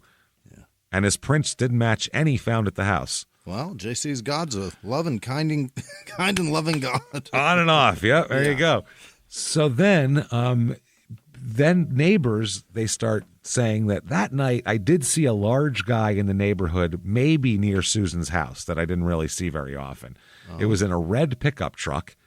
And they said a large frame man, probably at 9 or 10 or 11 o'clock at night, was seen leaving near her house and got in a truck and took off. So they said, based on the description and the vehicle description, they found the guy they thought it was, and that's Roy Hayes, Cindy's boyfriend. Oh. Yes. So Roy Hayes here, he said it was a hunch, but it made sense. He described Roy as a big, gentle young man who would help Susan around the house, gave her a gun, nailed her window shut, and all that kind of shit. His fingerprints are all over the fucking house. Oh, yeah. Which, makes sense. He's there at the time. Susan was by herself there, all this, and she would fear for her safety, and so they'd come hang out and all that. He said, my fingerprints were all over the house because I'd nailed all the windows shut. So, that's pretty much a given. And they said, what was your relationship like? And he says, I knew her. I sat down there. I've drank a couple beers with her, that sort of thing. But I don't, whatever. They said, you don't think she'd be comfortable sitting on a couch with you? And they asked him, and he said, I guess. I don't know. I fucking never thought about it that way. Real weird questions. They said, did she drink? You drank Coke? And he said, yes, I drink Coke. And they said she definitely wouldn't have drank Coke. So they're like, okay, we got a Coke drinker. Yeah. And the thing is, they talking to him a little more. They figured out Roy played Dungeons and Dragons. Is that right? Shot him right to the top of the list of suspects now.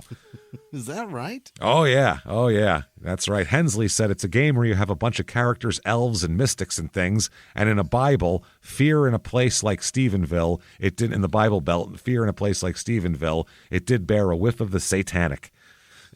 That's what they thought. For heaven's sake. Yep. So Hensley interviewed him, didn't find anything suspicious, but said, let's go ahead and polygraph you. Not a fan of that D&D shit. Not a fan of that stuff. So they administer the test at the Texas Rangers office in Waco. And Roy says, Donnie meets me right at the door. And as I come out, he says, Roy, you failed. You might as well confess. Oh? And I'm like, there's no way. I didn't have nothing to do with this. And he said, Hensley said, there is no way this is wrong. You did it. And then the polygraph technician came out and said, you passed. And he was like, what the fuck? Doing? And then they cleared him. That was it. Roy's cleared because he passed the polygraph. Back to Mike now. This is some weird police work, man. It's terrible police work. It's fucking awful small-town police work. It's terrible. Just intimidation trying to get a confession. That's all it is. That's all they have. That's it. They can't find it. It's crazy. So by Christmas, now 5 months later, Hensley sees that he's getting fucking nowhere. And everyone said, why are you doing this? Just go arrest Mike. It'll work itself out. So April 1988, he found himself in Indianapolis in an unmarked police surveillance van, watching Michael's house through a periscope popping out of the top of the vehicle, like Cheech and Chong up in smoke, literally. Yeah. And shoot the moon, somebody might as well be yelling. And he watched one day as Michael and his brother and sister began laying out items for what appeared to be a yard sale. They stared in this van for days on end watching this guy. Now, Susan's family had made a big deal of the fact that Michael had not only taken the yellow Mustang, but also a fur coat and a series of crystal figurines that they said belonged to Susan. Okay. Now, Hensley saw some of the figurines on the table, Mike putting them out for sale. Okay. So he said, if I can arrest him for the theft of the figurines, I can get his fingerprints. Okay. Or you could have just followed him around, waited for him to discard literally anything, and then grab it and take it to the fucking station, you idiot. So instead, they did all of this, and they had a search warrant drawn up, and then a crew of Indianapolis police officers and Henley raided their house. Okay. Michael says they tore it apart and took everything I owned, with the exception of my guitars and the clothes on my back. They took my cassette tapes, they took my underwear, they took my clothing, they took everything that was mine. Then they found, after their exhaustive search, a marijuana roach in my sister-in-law's purse. So they arrested me and my brother for that roach, put us in jail, and let us out the next day. Never went to court on it. And no charges were ever filed on any of this shit. But Write the arrest, a song about it, man. That sounds like a hit to me. It sounds like a tell Bob Seger about it. Yeah. Putting out figurines for a yard sale. Sounds like some Hollywood Nights, man. That's no shit. So they did get the prints, though. And on the flight back to Texas, he was like, fuck yeah, got the prints. It's all going to come together. He starts drawing up the extradition request on the flight back to Texas. Really? Because he's like, now I got the proof. So then he gets back to Texas. Let's get those prints together, baby. Extradition fucking thing ready. And he said, quote, this is Hensley, they didn't match. No. Fucking didn't match, he said. It's not the guy, man. Not the guy. Wow. So Hensley doesn't know what to do with himself.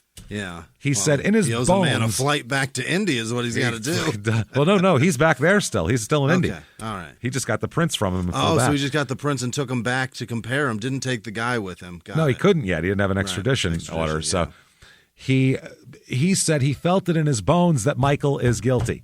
Yeah. Fingerprints be damned. He said everyone knew that. He said, but there's no way to tie him to the crime. He's got a spare set of hands. That's what he's got. He used his feet. So Hensley attends an FBI profiler's class to try to figure this out. Yeah. After another attendee asked if he had considered the idea of autoeroticism. They said, did you ever consider autoeroticism? Maybe she did it to herself? Are you fucking kidding me? Women strangle themselves and put their heads in the tub while they diddle themselves. That happens. Don't you know that, Jimmie? What asshole said it? I want to punch him. Well, they said even if it wasn't by herself, maybe she had died during some kind of sex game, and it was an accident. Intense. So Hensley looked into it, but then he dismissed the notion as far-fetched because it's fucking ridiculous. So That's crazy.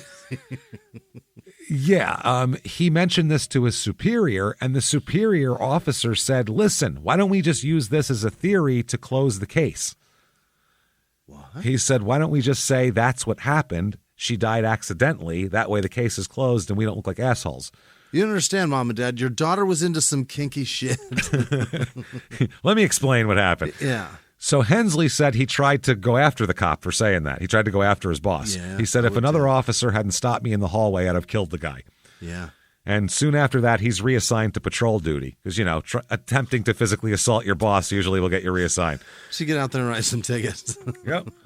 1989 comes around. Mm-hmm. Oh, my God. The Atkinsons now, Susan had a life insurance policy, and Michael was due the death benefit of $11,000 from that policy. Boy, oh, boy. So the family sued Michael, claiming he was responsible for her death and doesn't deserve the life insurance. Okay. Now it's a civil hearing, and they said that also they are trying to compel Michael to give samples of blood and saliva for DNA testing. Oh. Because at the time of her death, DNA testing wasn't available, and they said the action had been filed by the parents to force Woods to court to testify of his whereabouts at the time of the daughter's death. Basically what they did with OJ, get him in a deposition where he's under oath. So they did that. They have the hearing. It's apparently that he wouldn't come here for it. He would not come to Texas for this hearing. So the judge, because he's not there, awards the family $11,000, but then also gives them a judgment of $700,000 that Michael now owes them. What? For like a wrongful death death lawsuit. What the fuck? Based on, we know he did it. I can't believe this. The court also ordered him to undergo DNA testing by November 27th to determine if the DNA was correct. But his lawyer said, as long as you don't come to Texas, they can't do shit to you. Yeah, this is Texas, so stay there. Now, they talked to Michael, and he, at this point, just sank into a depression. I can't imagine. He said it was paranoia. He said every day he thought this would be the day that the Texas cops were going to kick his door in and drag him away, kicking and screaming. He said that he never even thought they were going to get divorced. He said when this all happened, he still loved Susan, and he felt certain that she still loved him. He said, at the time, I thought she'll probably date a couple cowboys and then remember why she loves me. So I thought we were going to end up back together. Yeah. Now the case goes cold, obviously. Clearly. And he owes them $700,000 in 1989 money. That's crazy. That's ridiculous. Mm-hmm. I can't wrap my head around that. That poor fuck. He's fucked. So they're basically no one's even pursuing the case anymore. It's just a cold case. And Hensley, the guy who was originally or worked at Second there, said that this thing haunted me for years. He ended up resigning from the Stephenville force in 1993 and went to work for an arm of the United Nations. And at one point, he was helping investigate atrocities after the war in Kosovo. Oh, my God. And he said, Kosovo didn't haunt me. Susan did. I mean, I'm sorry, but every time I talked to Joe Atkins, my heart broke. And I'm a tough old cop. I mean, I thought I was. Kosovo doesn't bother me. This shit does. People being exploded doesn't bother me. But now everybody keeps on saying, and Joe Atkins will tell anybody in town that will listen, and the cops and everybody else, piece of shit. Fucking Mike did this. Cindy and Roy, it's all Mike. Yeah. That's it. They said it was just an article of faith for years. Michael Woods was a murderer, and the police department somehow let him go. That's what Hensley said. So Michael, while he's in Indianapolis, he installs burglar alarms for a while. He took a few college courses at a technical college, dropped out, wasn't into it. He said that he wanted to be a musician. That's what he wanted to be. It's in his blood, man. It's in my blood. So his lawyer said, yeah, but if you travel outside Indiana, you can your arrest risk is going to go way up. And so he and his brother would do local gigs, small clubs and private parties and all that. They would bill themselves as the Hamilton Brothers, named for their birth father. Both of them, they shared a father. And they'd split the $35 they'd make for each gig. That was their oh my God, $17.50.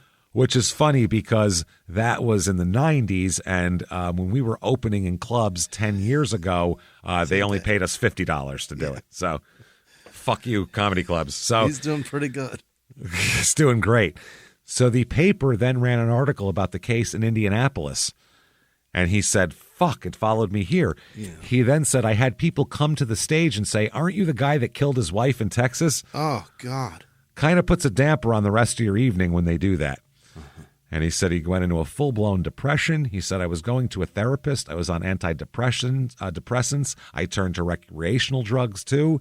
Yeah. He said, I was taking anything offered me as a gig, and I mean anything. Get me out of this world. I drank like a fish. Nothing seemed to cheer me up. Or, if it did, it wasn't for long.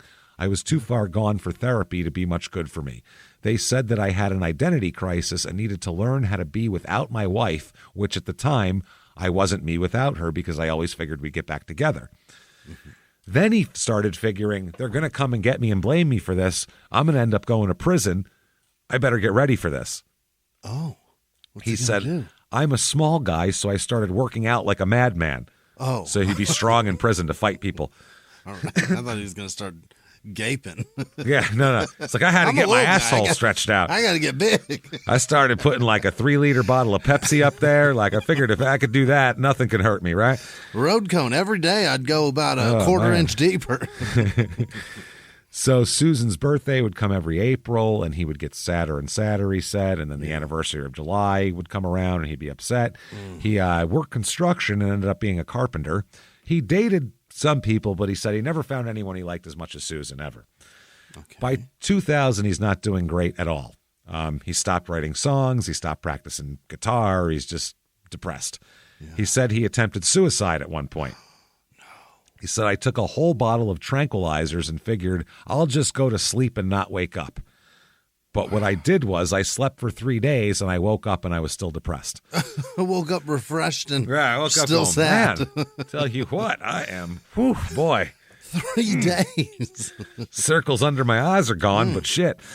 So summer of 2005, he's performing with his brother at a birthday party. And it was right around the time of the 18th anniversary of Susan's death. Holy shit. He said, I got finished playing and left the stage and went around behind the house and broke down and I was crying. The host, who was a lady he knew named Barbara, followed him and said, are you okay?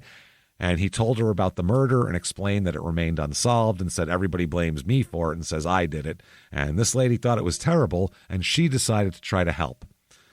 Really? So she sent an email to the Stephenville Police Department. What'd she say? Okay. Now, there's a new cop on the case by now named Don Miller. All right. Yeah. Now, Stephenville had 3 unsolved murders, including Susan's, which is fucking ridiculous. That a small town, small town like this should have 0 unsolved murders. I'm sorry. Like, figure it out. Unless it's like some drifter. So Miller thought out of all of them that Susan's case was the most promising of the 3 to solve, but he said he couldn't do anything with it. He said now there's DNA testing, obviously, so he sent the 6 cigarette butts found in the living room in for testing, but the result came back unidentified male, unsolved. They don't have any DNA in the system of his, which didn't help a lot. So he's working another one of these cases of the 3 unsolved in July 2005 when he heard about this email that came in from Barbara Gary. He called this lady, and Gary said the situation was killing Michael and his family, and she wanted to know where the case stood. Wow. That's pushy for a friend. Well, there's that, but there's also, as a cop, you're like, why is it haunting him so much if he didn't do nothing? Exactly. What's going on? Why does he want to know the status of the case so bad? Because that's what they do. Murderers a lot of times will check in because they want to see if they're close. So this guy, the cop said, Miller said that if he wants closure, he should come talk to me. Oh. And Miller said he didn't hear anything for 5 months, so he called this lady back and eventually managed to get Michael on the phone. Connected with him. So Miller basically asked to, he said, I'm going to come to Indianapolis and get your DNA, okay? And let's get this over with. Michael was hesitant. First he agreed, and then he said, well, I don't know about that, maybe not. And then he canceled after Miller and his partner already bought plane tickets to Indiana. Oh? Michael canceled. So the 2 cops decided, fuck it, we'll go anyway. Let's go. Let's see. It's winter in Indiana. Who doesn't want to be there for that? Let's go. Yeah, it's beautiful this time of year. So yeah, they said all they had was like Texas winter jackets, which some windbreakers hold up to shit. So they drove to his address, knocked on the door. They said he cracked open the door, and I told him who I was, and he said, "Miller, I told you I wasn't going to cooperate." And Miller says, "I just started talking." Yeah. He explained how the cigarette butts were the only way to establish his innocence, and if you don't give me your DNA, if you don't cooperate with me, then I'm going to turn around and I'm going to leave, and this case is going to go nowhere. You got to help me. Yeah. So Michael, it's going to be cold as Indianapolis in fucking January. Yeah, no shit, in a windbreaker.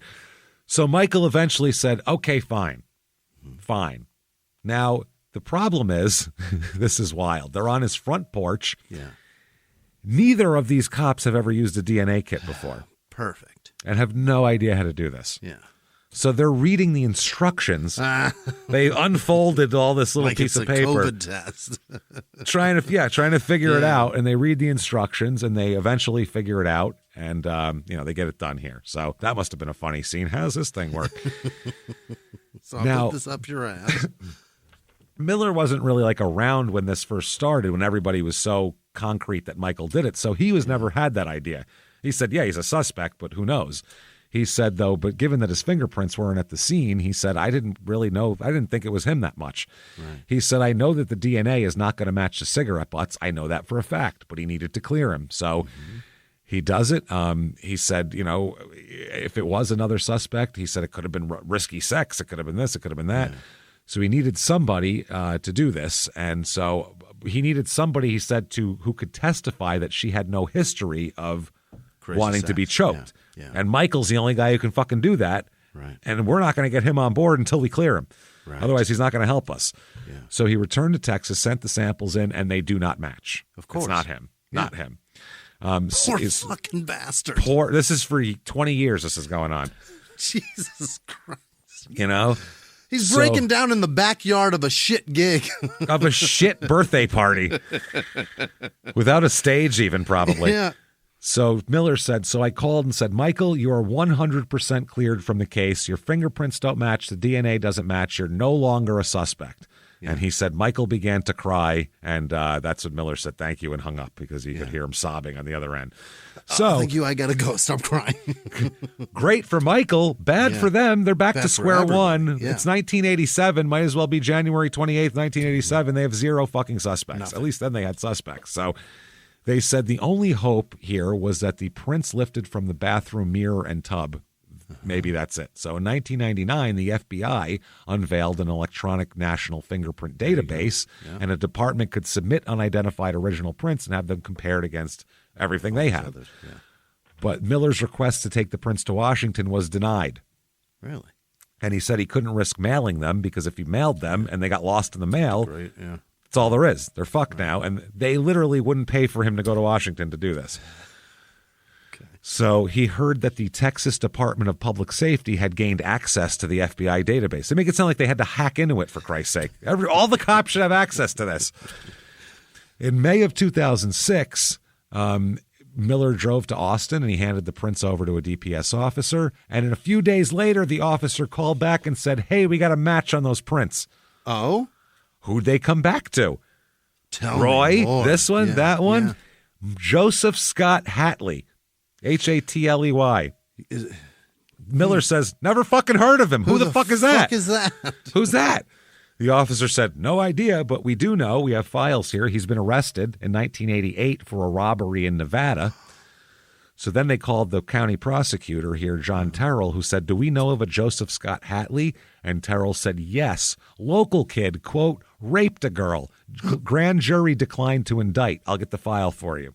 Rakuten is the smartest way to save money when you shop because you earn cash back at over 3,500 stores. Fashion, beauty, electronics, home essentials, travel, dining, concert tickets, and more. Your favorite stores like Lowe's, Levi's, and Nike pay Rakuten to send them shoppers. And Rakuten then passes on a part of that payment to its members as cash back. You're already shopping at your favorite stores. Why not save while you're doing it? It's a no-brainer. Membership is free and easy to sign up. Get the Rakuten app now and join the 17 million members who are already saving. Cashback rates change daily. See Rakuten.com for details. That's RAKUTEN. Your cash back really adds up. Escape reality and immerse yourself in a gripping tale of mystery, murder, and romance with June's Journey. Join June as she unravels the truth behind her sister's mysterious death, and use your observation skills to find hidden clues and uncover dark secrets. Plus, you get to explore stunning hidden object scenes, from New York parlors to Parisian sidewalks, as each chapter reveals captivating mysteries. How sharp are your observation skills? Put them to the test in June's Journey. Download for free today on iOS and Android. Local rapist. Yeah. Joseph Scott Hadley, born in 1965, goes by Scott, by the way, not Joe. Miller reads the file and he goes, holy shit, this is a rape of a 16-year-old girl in 1988, a year after Susan's murder, and it sounded pretty brutal.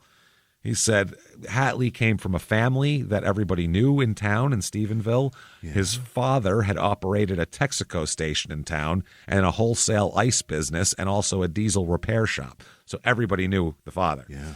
And the mother, Celia, was a homemaker. He's the youngest of 3 children.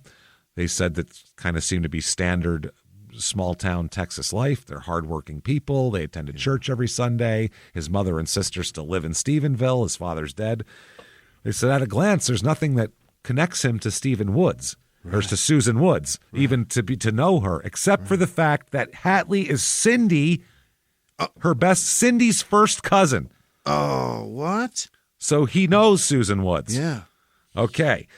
So they asked Bob about or Roy, Cindy's boyfriend, and said that Woods and Hatley weren't friends, but they were acquaintances. They'd seen each other. Yeah. He said, or whatever.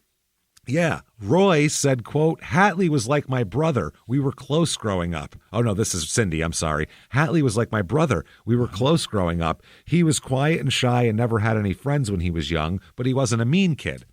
Okay. So they're looking at the rape, his rape charge. Right. It happened in a roadside park south of town. At one point, after the girl had already been raped, she got up and ran. Hatley ran after her and chased her. Then told her, she said, quote, this is from the report, he laid on top of me and told me if I didn't mind him, he would kill me. Then told her, quote, I'd done it before. Oh, boy. So Miller, once he read that, his quote was, some bitch did it. Some bitch, he did it. Some bitch. So Scott, everybody calls him Scotty, his fans, friends, not his fans and friends. Friends and fans. I was going to say friends and family, and I got fans out. They said that, he's an angry guy always. He claims his mother was abusive and beat him up all the time, and she would deny that. But he said that the abuse enraged him, and he just kept it inside. He said he was bullied, like his sister Regina, who was 3 years older. They were both heavy, and they were both teased about their weight all the time. Sure, yeah. So serious anger, he said, that he can remember here is he heard his sister crying in bed one night after she'd been teased, and it made him very mad. So this is at 8 years old, and this is in 1973, right. He started to fantasize about getting revenge about people who hurt him and his sister. Yeah. He found he had a fantasy that he was going to shoot both his parents and then go to school and shoot all the kids. Boy, oh boy, that's early. He's ahead of his time. So that used to happen. It just wasn't that publicized. It was just a sad thing that happened, and everybody would say, "Oh God, that's horrible." That's fucked up. Yeah. So they said that he found much of life perplexing. He had questions about sex. His parents wouldn't discuss it. He didn't know what to do. Even as news stories of sexual violence stirred in him feelings he couldn't explain. God, he was into that. His family was religious. They'd debate scripture at the dinner table. Yeah. So nothing makes that's you a lot. Shot better. Yeah. Yeah. He said that he never quite got into religion and couldn't understand it. When he was around 12, his favorite choir leader was fired, so he quit church and never went back. Okay. And he said that he was plagued by confusion and violent musings. We know this because there's some writings that we'll talk about later, so we know a lot about him because he wrote a lot about himself. He said that, he grew up in the 70s too. He had a bowl cut, obviously, had the 77 Pete Rose there. A little fat boy with a bowl cut. Uh-oh. Yep, played baseball, basketball, and football. That's the other thing too. He plays sports. It's not like he's like a nerd or he's just a little bit fat, so they just make fun of him. Just got a slow metabolism. That's it. Don't worry, you'll own the Raiders one day. He was get a bad haircut and you'll own the Raiders. He was a Cub Scout. He loved the Dallas Cowboys. His sister's friend Gloria recalled him as a beaver cleaver type. Okay. Said just a nerdy little guy, kind of chubby, and didn't look like he was particularly popular in school. So at Stephenville High, he was quiet and just kind of didn't do anything. He would, arrange his classes so he could leave early, get out early so he could help his father at work. That's all he did. Mm-hmm. But at home, amongst the family, he was outspoken and pushy, Cindy said. Really? Who was his first cousin. Their mothers were sisters, by the way, and they spent Thanksgivings and Christmases together, these two. Okay. Roy Hayes, who's Cindy's boyfriend, said Cindy always felt Scott was a bully in the family. He often talked down to other family members like they were slow, kidded them about being dumb, and he often would pick on siblings and cousins. And as he got bigger, knowing his mom would not let the family stand up to the baby, he thought he was smarter than everybody. Okay. So Roy, Cindy's boyfriend, said she could see his dark side a little bit. When Cindy urged Roy to bond with her cousin, hey, you guys both like to read a lot. You guys should hang out. Yeah. Roy was put off by some of Hatley's preferred reading material, which was a lot of true crime that he liked. Really? Yeah, thought he was a real creep for that. Wow. Everybody out there take notice. What a bunch of dirtbags that listen to the show. Jesus. Pieces of shit. He especially liked serial killer stories such as Son of Sam.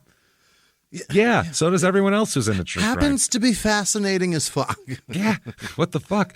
Anyone who wants to think beyond the shit that's right in front of them and just go, what would make a person do? That's why it's interesting. Yeah. So Roy said even back then he was drawn to darker stuff. By age 13, he started tagging along with his sister, who was 16, when she would cruise the drag there, back and forth to Dairy Queen. When one of them handed him a beer, he said he found his first true love, booze. It's so good. That's what he wrote. He's like, yep. He said, my mind that always worked too fast slowed down and I could focus for the first time in my life. From the first buzz, I knew that alcohol is what I craved, what I needed, what I had to have. Wow. What? He chased it like heroin? That's a lot of people when they get their first taste of something, they go, that's the thing I've been missing there. Booze? I loved it. At 13. Yeah, that's wild, man. That's wild. I love getting drunk. I love like just a buzz, but yeah, like getting, I don't need it like that. I have to have it. What I had to have. What a bizarre choice of phrasing for that. Now, his other fixation and his other obsession, in addition to getting drunk, was pornography. He loved a lot. Loved his porn, which is normal for a kid who just learned to whack off, probably. So that's... a kid that just got drunk and jerked off. Like, those are two feelings that you can't rival in this world. He found what he's going to do for the next 70 years. He just found it. Oh, boy. Well, now that's what I can't live without. That's the next few decades of my life. Well, Budweiser just became number 2. Yeah, that's it. So he loved porn. And back then, he'd get porn in magazines. We're talking the late 70s. There's, there was like reel-to-reel porn films you could get, but not a 13-year-old. So he would hide his magazines and his vodka in the same place. That was his little stash that he would hide. This little dirtbag box. Yeah. His little scum box. He called. Don't look in there, Mom. Don't look in there. There's bad stuff. He called himself a fat, antisocial kid and said that he hated that he never had a girlfriend at the time. He said, I have often wondered how my life might have turned out if I had learned about relationships at an early age, how to love, care, and share with a woman, rather than my parents not telling me anything, basically. So whenever he would ask about anything, his mother would hit him in the head, they said. Would smack him. And when his mom, he said when he got hit in the head hard, his ears would ring. And every time he got mad, then his ears would ring after that. Whoa. He wrote at one point, I grabbed my mom, wrapped my hands around her throat, and whispered to her, I'm going to kill you. I saw it in her eyes. Fear. I had found a new drug. Fear. And then I came. Booze, porn, fear. Wow. That's what he's into. Wow. And then he came. So, yep, he said that his mother slapping him in the head is what triggered the whole thing. He said, that just got me into it. So after they graduated, basically he would be drinking and smoking and drinking and hanging out. And he said that he'd hang out on the drag, smoking and drinking beer. He said, I felt like a rock star. Yeah. He said, though, he wanted to always be drunk. And he said it was, he said all of his crimes that he did, though, were with a clear mind and a sober mind. So he said that everything I ever did, I thought about doing when I was sober. He just needed the booze to carry through with it like Dahmer. Right. So 1984, he joined the Air Force Reserve during his senior year of high school and was training at Carswell Air Force Base to become a munitions specialist. After graduation, he did reservist training in San Antonio before transferring to Colorado for technical school. And at the dorm, he met a woman from Ohio that he liked. Hell yeah. He had never even kissed a girl at this point.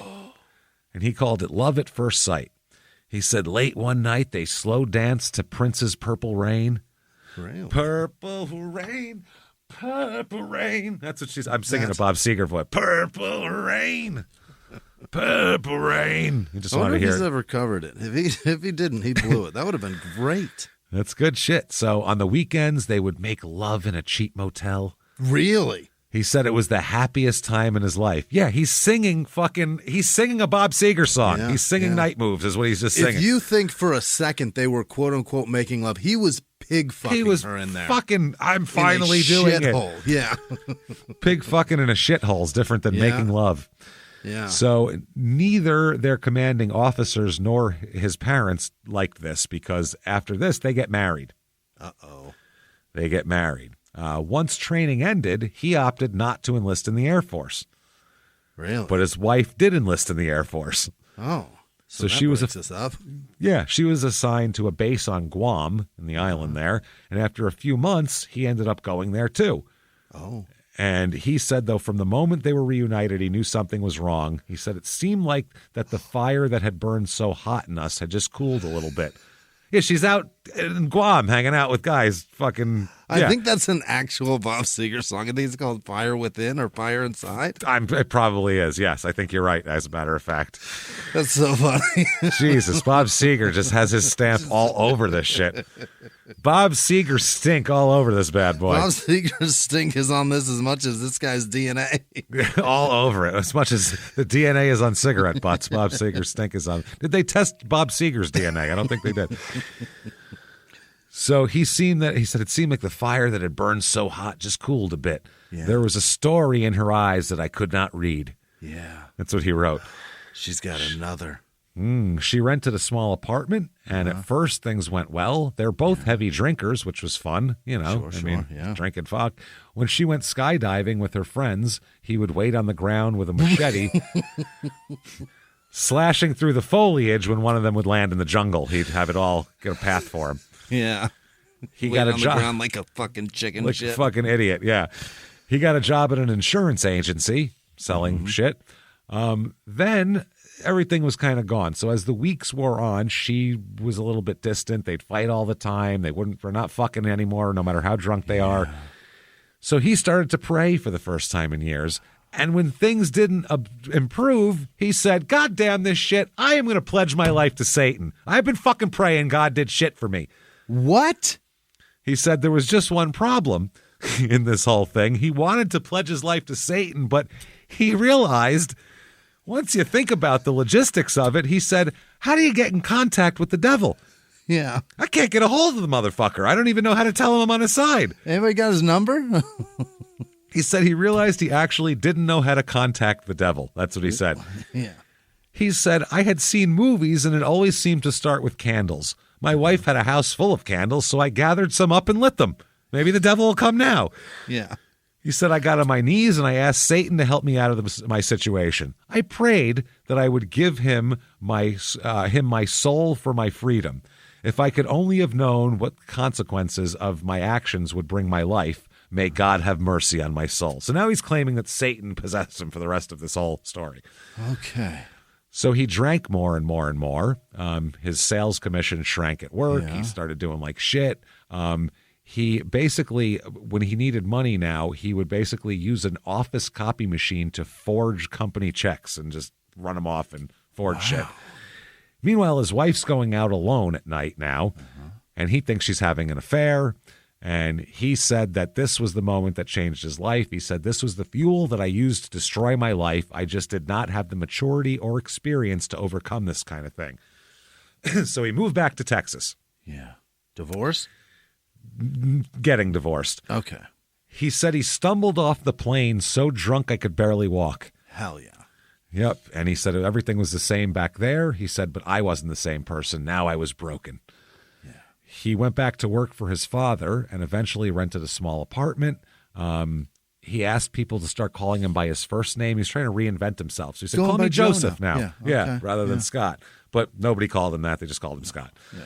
So he said he couldn't put Guam out of his mind. And he said it's just everything. His embezzlement was discovered, of course. His boss threatened to bring criminal charges and get unless he repaid what he stole. Okay. So he basically took out a bank loan in Texas to pay back that shit, and then he had a bank loan. Now, when he wasn't at work, he has a unique drink that he likes all to himself. What is it? He likes to drink vodka. Usually right after breakfast, by the way. Really? Just straight vodka? No. It's a cocktail. We'll talk about it. Boy. He starts right after breakfast on non-work days, and he said he knew he was losing control of it, but he didn't give a fuck. He was just fine. He said he would have blackouts and, all that kind of thing. He said after he got a cold and took cough syrup, he realized that he liked the cough syrup buzz a lot. So he said, what if I made a vodka cough syrup cocktail? He's making hillbilly syrup. He's making fucking hillbilly lean here. Oh, my God. And he's mixing it up. He called it V syrup. He had a fucking name he made. He made his own cocktail. Vodka syrup. V syrup, he called it. It became his daily drink. That's what he made that was his like fucking cocktail of choice. Like martini, dear, when you come home, he'd make himself a V syrup. Some scissor. Then after a while, he said, this would really put a lot of pep in it. If I put a can of Pepsi in this, I could really take it to the next level. So he'd have one of those 44-ounce foam Sonic cups and mix it all up in there. And then he would sip it during long drives in his pickup truck. Wow. Which is fucking terrifying. That's got to taste disgusting. Oh, it's got to be. It's got to taste. It probably tastes like, and I like don't get me wrong here, I love Dr. Pepper, but it probably tastes a little bit like Dr. Pepper, like Coke and cough syrup. That's kind of Dr. Pepper. I don't know. Mix vodka in it. The vodka in there's got to change that flavor, God. Man. Jesus Christ, yeah. Cola vodka, nobody does that. No, it's insanity. I've never heard of that before. And cough syrup. Can I have a Popov and Pepsi, please? What? Nobody asked for that. What the fuck are you doing? So he would cruise around for hours, being pissed off, cranking up the Motley Crue. Oh, yeah. Yeah, that's get right. In there and shout, babe. Fucking girls. Where are they all? Well, listen, the devil won't talk to me. Maybe it's because I haven't shouted at him. That's the thing. Maybe Motley can help me. I light candles. Maybe Nikki Sixx can make this happen for me. Now, his social life, he doesn't have much of it. It all revolves around his sister Regina and her friends, who are like all a little bit older in their 20s. Many nights he would hang out with Roy and Cindy. Yeah. Susan's best friend, and 4 or 5 others, and they would drink and play cards around his sister Regina's circular kitchen table. They began calling themselves the members of the round table. Yeah. So he started sleeping with one of the group, a married woman. Oh. And he dismisses that as 2 lonely people trying to feel loved. But he would talk to these people openly about his impending divorce, and the others would worry about him a little bit, but, not too much. Cindy said, I could tell the drinking was getting more and more. He was getting heavier each time we saw him. Oh, he's getting fatter. All he's doing is drinking Pepsi and vodka and fucking cough syrup. The amount of empty calories he's just throwing down. Good Christ, man. Not exercising. Yeah. Then, on one night in July of 1987, someone new came to the round table card gathering. Susan Woods. Yeah. Cindy's best friend. Susan Atkins. Susan Also Atkins. Woods, yeah. Woods at the time. She's Married, Susan yeah. Woods. Yeah. So she is 8 years older than him, but Hatley says Scotty said he knew Susan and Michael for years. Right. He says that the first marijuana he ever bought was from Michael. How about that? Michael says that's not true. Yeah. Now, in his sister's kitchen, he says, Hatley writes, that he was drunk and thought Susan was flirting with him. He remembers flirting back and that interaction stuck with him. Yeah. He said they flirted with each other. So the following Sunday night, he writes in his shit here that he took another drunken drive and decided to swing by Susan's house unannounced. He said, "You must understand that I did not set out that night to hurt anyone." She welcomed him in because she knew him. Yeah. In his telling, he says that they listened to records and smoked a few joints, but it's cigarettes. There's no weed in the house. At some point, he writes, quote, "I overstepped my bounds and Susan slapped me." And he said, what happened next was a blur. He said, by the time I came out of the fog, I had brutalized her. At first, she said she was going to tell what I had done to her. She then said that she would not tell anyone if I just let her go. I found it interesting that she thought any of that mattered. As I asked her if she believed in God, she said she did. I told her, well, you better start praying. Oh, my God. That's terrifying. That is cold shit. He said, all these years later, I still do not know why I said that. I honestly do not know if I was mocking God or if I still had a little humanity left in me. It sounds like you were trying to terrify her. Yeah. That's what it sounds like. You know who like. else said that shit? The fucking Iceman. That's what I mean. Yeah, I'll give you 3 minutes. I'll give you a If he half shows hour. up, yeah. If he comes and saves you, great. Yeah. And do you have any regrets? Oh, I nope, probably don't shouldn't see have him. done that. That was some cold shit. Yeah, he said that wasn't necessary, is what he said. I didn't need to do that. Wow. He said, all I know with certainty is that the last minutes of Susan's life were spent in prayer. That night, I took the life of a kind, sweet, loving woman who never did anything to me but show me kindness. My God, I had become a monster. Yeah. That's the quote he has. He then drove home. Wow. The police station's on his way home. Yeah. He said he paused at the stop sign and considered pulling into the station and turning himself in and saying what he just did. And then he just rolled through. Instead, he kept driving. 4 days later, the murder appeared in the Fort Worth Star-Telegram. Yeah. And he said, I wish with all my heart that I could tell you that I am mourned for what I had done, but that would be a lie. Reading about it in the paper was a high like I had never felt before. He He's jerked a off to that fucking man. monster. Oh, my God. He used the right word. He's a monster. He's a fucking... This is a type of guy that Dexter would hunt on the fucking TV show. Dangerous you know what I mean? human being. Yeah. Horrible. He went to the funeral. What? He signed the guest book. He noticed the loitering police officers, said he didn't feel anything, no fear, didn't feel bad. When his group gathered in his sister's kitchen for the first of a series of their roundtable discussions, yeah, where they would drink and they would all debate who killed Susan, he was always in the conversation. Oh, what about this guy? What about that guy? Oh, boy. Roy, Susan's boyfriend, said he was drinking heavily and making jokes. He'd call the cops the Keystone Cops. He said if you wanted to find a cop, you needed to go to the donut shop. Maybe the murderer would wander in there too. Ha ha ha. He's even hacky. And that's what he says. In his writing, he says this, and this is I actually agree with him. Quote, a basic investigation would have identified me in only a few days. Indeed. Yeah, indeed. Yep. For sure. Yeah. He said he termed the police Hicks and Rubes in another part. He said, I could not believe that they never once interviewed me. A week before Susan was partying with us at the round table. My God, how could they have missed that? Instead, the detectives had decided that it had to be the ex-husband. They homed in on him and never let up. Yet another one of my victims, he says, the ex-husband. Wow, yeah. Okay, by the way, there's a girl named Shannon Myers. Talk about her quick. She was a younger girl, a teenager who hung out at Regina's house and would drink vodka and smoke in the backyard with them. Jesus Christ. Next door neighbor of Regina.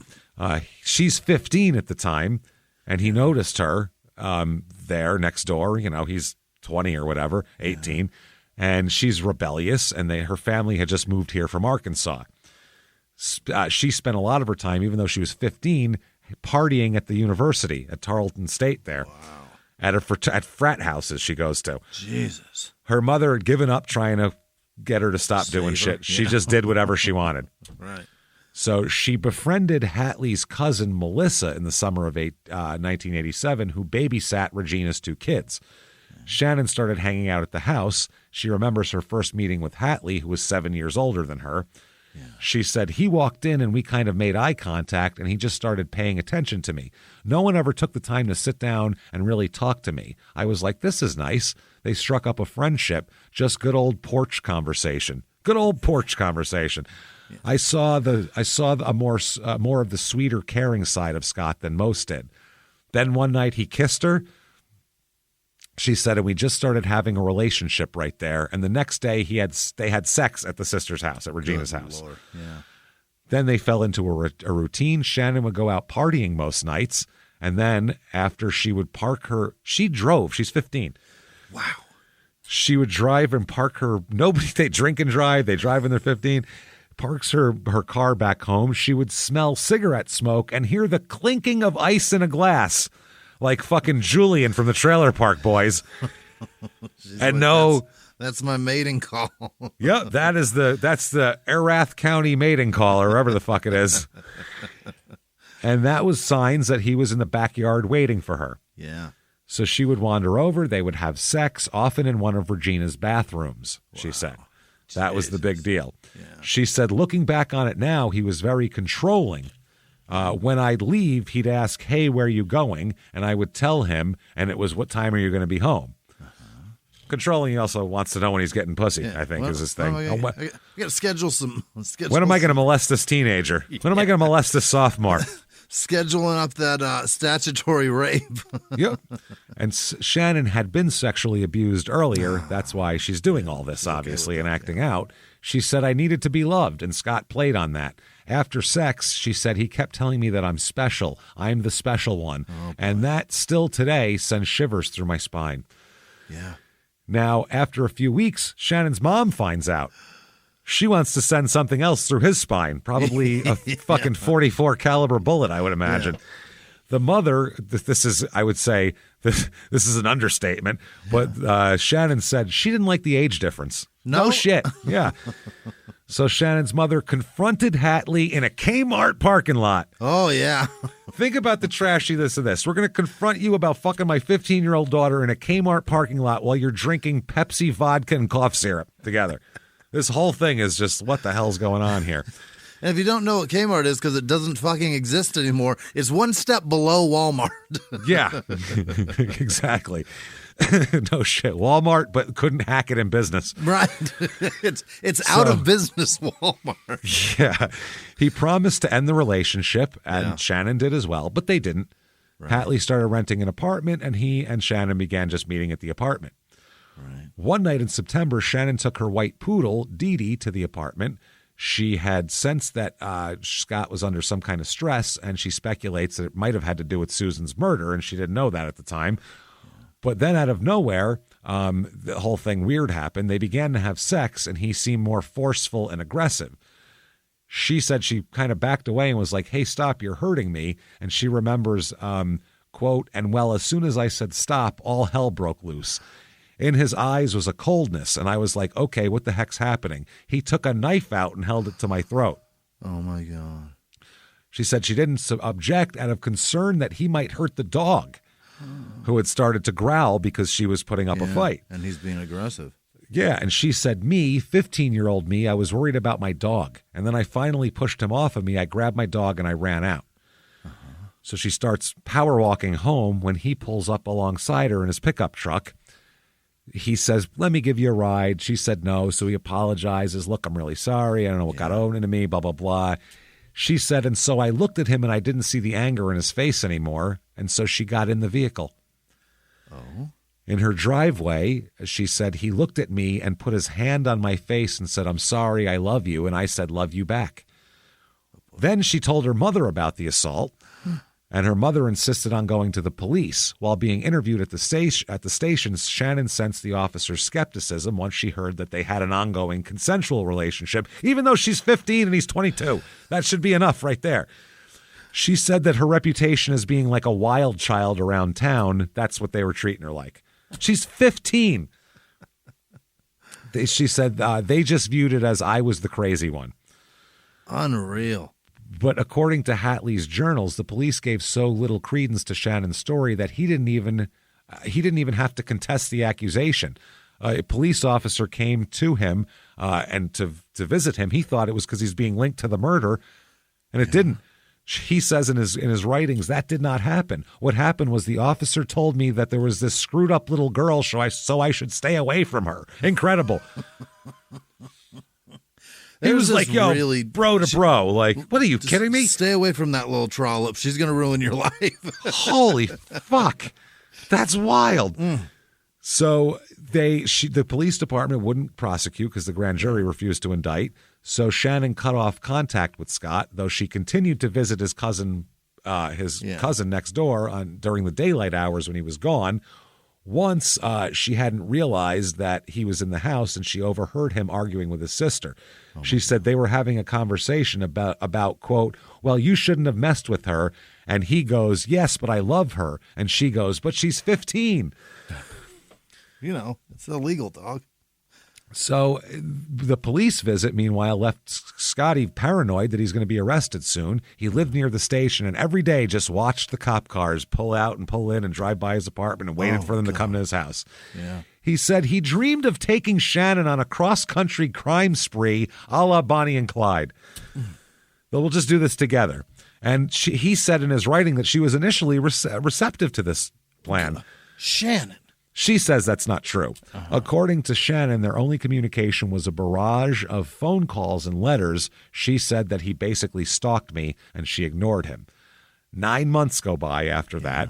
She tried dating boys her own age, but didn't work out. So after a difficult breakup with one of her young boyfriends, she agrees to see Scott again.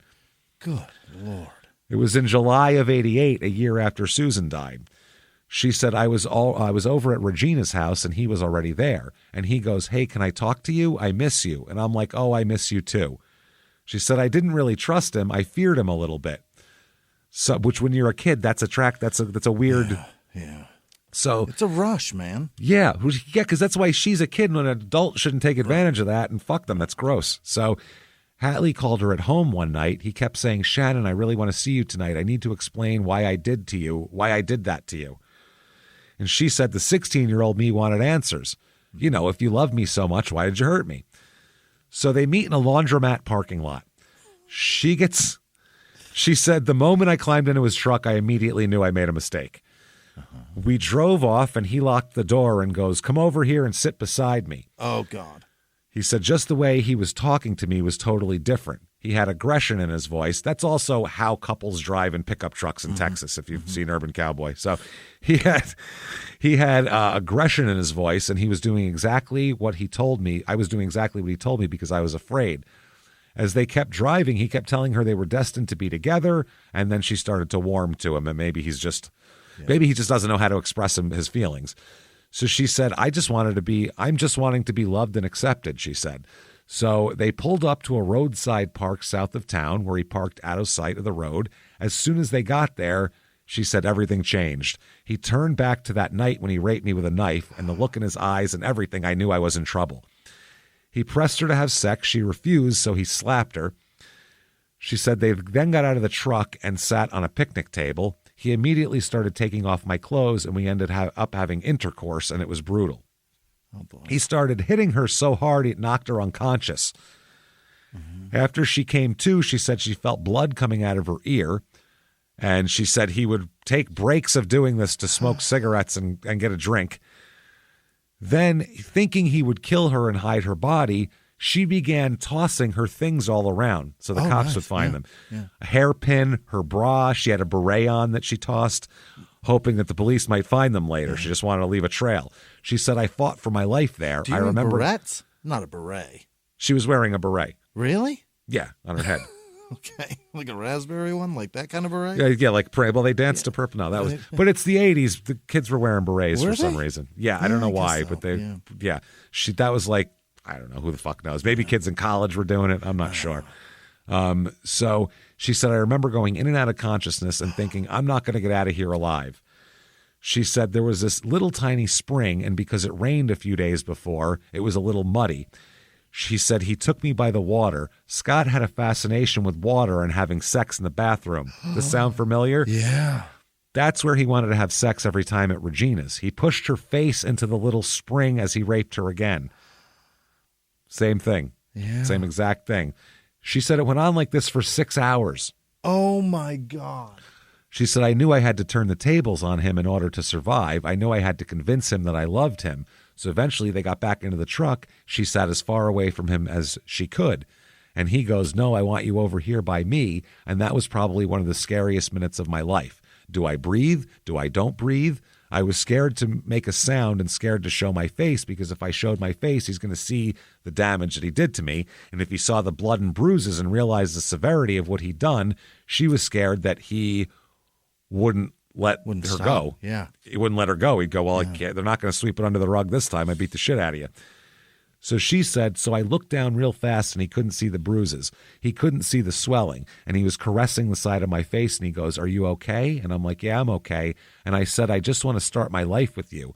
And he goes, I'm sorry for what I did. And I said, it's okay. I love you. I just need to listen to you. And I remember saying that to him and he goes, don't you turn me in. And I said, I'm not going to say anything. And he believed me.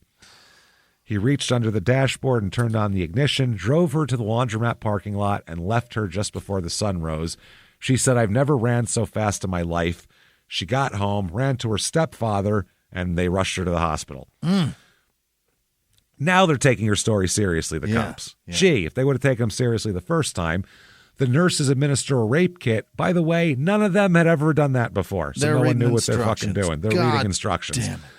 How about just everybody practice your kits that you have on hand? Take one kit and waste it and just practice. Maybe when you have one and the person in charge, they get a training course on it. That's all. Whoever's like going to use paddles. this. Everybody, yeah, I'm sure they don't go, fuck, what do we do? Get the instructions. He's not breathing. I don't think that's what they do. How do you turn it on? There's none of that. Holy shit. So sheriff's deputies arrive and he, because it's outside of town proper, so the sheriff's department comes. Shannon tells them everything. The next morning, Scott is awakened by a knock on his door. Yeah. He sees the deputy sheriff there. He says he took a big swig of vodka and fetched his pistol. Oh, boy. He was going to shoot the deputy as soon as he entered the apartment, but the officer just left when no one came to the door. Uh-huh. He assumed they return in force, so he packed a bag, threw in his pistol, drove to the bank, and drained his bank account. Headed west. Didn't know where he was going. He drank beer in an El Paso motel that night, staring at Mexico, going, should I go there? Wow. The next day, he said, maybe I'll go see what the ocean's like in California. Let's go check that out. But then he saw billboards for Vegas and just went to Vegas instead. That place is so much cooler. Whenever you go, why do they have billboards? Do these work? Apparently so. Evidently. So he had no plan. So he would drink during the day, wander around Fremont Street at night, which is the old strip. He would drink more, think about killing himself, which you would do if you're sitting in a Binion's hotel room. Your stupid opinions, Fremont. We did that. It's not good. So he said more than once he put a gun in his mouth and thought about it, but then didn't do it. But then he said he was running low on money, so he started robbing. He walked into a strip mall shoe store, tried on a pair of shoes, then pointed his gun at the saleswoman, walked out with the shoes and money, and he said a powerful adrenaline rush that made him feel good. Yeah. Then he tried to rob a hotel clerk, but the guy didn't speak any English. So the guy just started shoveling handfuls of coins toward him, they said.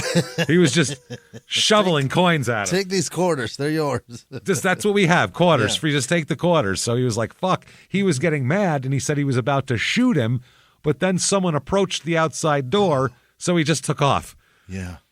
The next day, he was scouting targets, and he noticed a motorcycle cop behind him, and then 3 patrol cars behind them.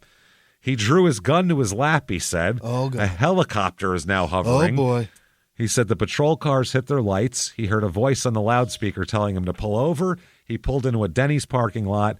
He said for a second he thought about going down shooting. He goes, let's start a gunfight. Instead, he crawled out, laid on the pavement, and got arrested. For the robberies. That's it. And he is taken back to, he said he was thrown in the holding tank, he was waiting for the Stephenville police to come and take him to Texas to answer for the rape and probably murder. And no one ever came for him. Because they're still spinning their wheels on Mike. That's it. So in the courtroom, Scotty was convicted of 2 counts of armed robbery and faced a 30-year sentence for each. Wow. But the judge said he's a young guy without a bad criminal record. So you, sir, may fuck off 120 days in a youthful offender program. Oh, my God. 60 years or 120 days? 4 months? Yeah. So he did like a month and then they let him go. Oh, Jesus. And his parents drove him home. So he was like, fuck, what was I doing? He said once he got back there, he realized, why'd I leave? There's no reason to flee. A grand jury already declined to indict him for rape. For some reason, even though she had that whole story and proof and bruises and rape kits, his parents had fought it in his absence. They went to bat for him. Wow. Don Miller, the cop, said his mother went to the church and got all the members of the congregation to sign a letter about what a great boy he was. And they also hired a private investigator who, quote, did a hatchet job on Shannon. Yeah, said everything horrible about this poor girl. Found every college guy she ever drank with and gave a hand job to, and then obviously she can't be raped because she jerked off a frat boy one time. It's fucking ridiculous. She's irrapeable. Irrapeable. So ridiculous. So Miller, the cop, said at that time, if you could prove the victim was promiscuous, the charge would more than likely be dismissed. That's so wild. He said, and Hatley was clean cut. He was a Stephenville kid, one of us, you know. Yeah. Shannon, well, she did not enjoy that reputation. She's a newcomer and considered a young harlot, basically. Yeah. Right. So Shannon thought that Hatley would be jailed for years in Nevada, so she thought he was gone. Yeah. And then all of a sudden she saw him back in town and was like, what the fuck? Why is he here? Yeah. So she told cops that he's here too. The cops didn't know either. They thought he'd be in jail for years too. Mm-hmm. So, she said, the sheriff's rape investigation will put him away. And then she said a letter came in the mail. She said, I was reading it and I'm like, what does this mean? Not indicting him. What does this mean? Lack of evidence. She went to the neighbors who helped her make sense of it. And she said she's trying to find the words, and she goes, they should have indicted him. I was confused. I was hurt. Felt like I was raped all over again. She said she doesn't know what happened inside the grand jury, but that's what happened. Afterwards, she noticed that Scott would just turn up places she was visiting. One would be his sister's house, which I would stay away from his sister's house if I was her. Never. He showed up at a frat party she was at. Oh, boy. He doesn't go to college. No, and the skating rink, too. He would show up there. She said he was following me. It was almost like the grand jury had emboldened him. Baby, that's called stalking. It's stalking, yeah. So after seeing him at the rink, she told a friend, she took a friend with her and drove home, and his truck was already in the driveway next door when they left. She said, I called him out. I'm like, Scott, you need to come out now. He refused. I'm like, quit being a chicken shit and come out and face me like a man. There's a high school junior out there calling you a chicken shit. Get out there, a high school junior who's been horribly raped by going, you. Hey, chicken and she's shit. like, come here, pussy. Get out on the lawn, fucking pussy boy. Let's go.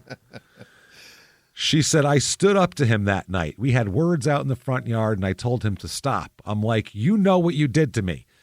He quit harassing her after that, but then her mother and stepfather moved away. She stayed with an uncle. This is like a year later. She's 16.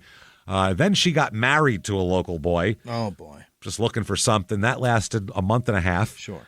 And then she would lean on her friends for support, one of her friends, but then he was killed in a motorcycle accident. Oh, so she said she thought of killing herself as well. I bet she did.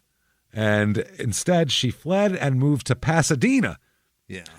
Outside of Houston, by the way. Not Pasadena, California. No. It's a different Pasadena. Southeast of Houston. Very different Pasadena. Somehow sadder Pasadena. Right? With her mother when she was 19.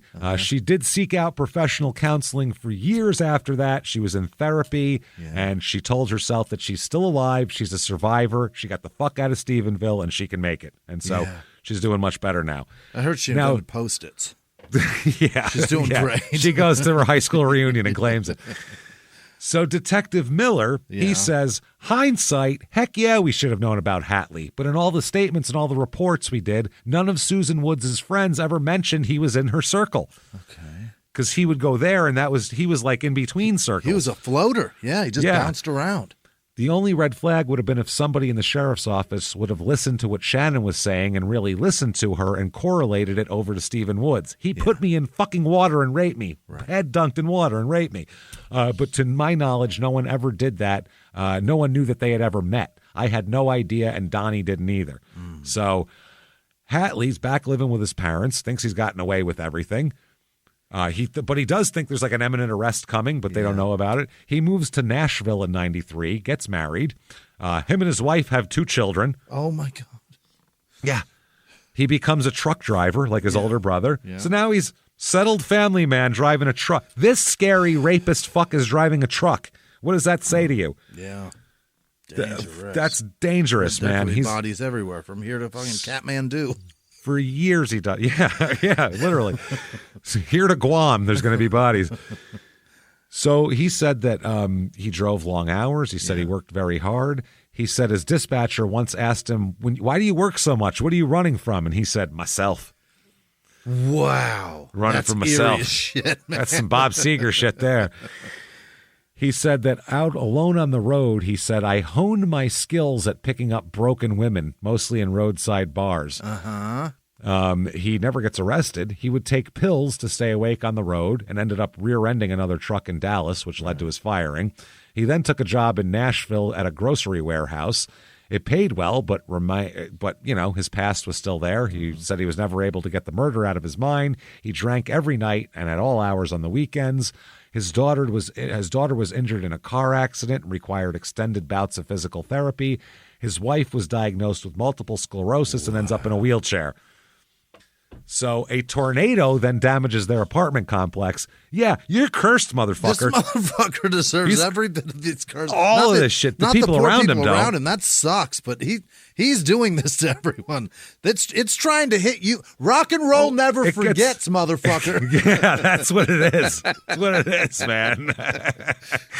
So then they move into a duplex only to have it destroyed when a drunk driver drives into the house and destroys it. I'm telling you, he's fucking cursed. Absolutely. He began to believe it was all God's punishment for what he'd done. Yeah. I'm an atheist and I'm starting to believe that. This is amazing. So late 1990s comes around. Years have passed. 10 years have passed. His life calmed down, like we said. Yeah. He's doing all this shit. He's promoted to helping him run a warehouse in Round Rock. He said he hated going to Texas, felt like a serious risk. He said, deep down, I knew it was a mistake, but in the end, my ego and greed won my emotional battle. Right. So him and his family moved back to Texas.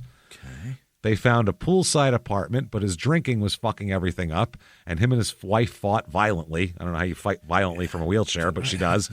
Poor lady with MS. She later alleged that he beat her violently all the time. Yeah.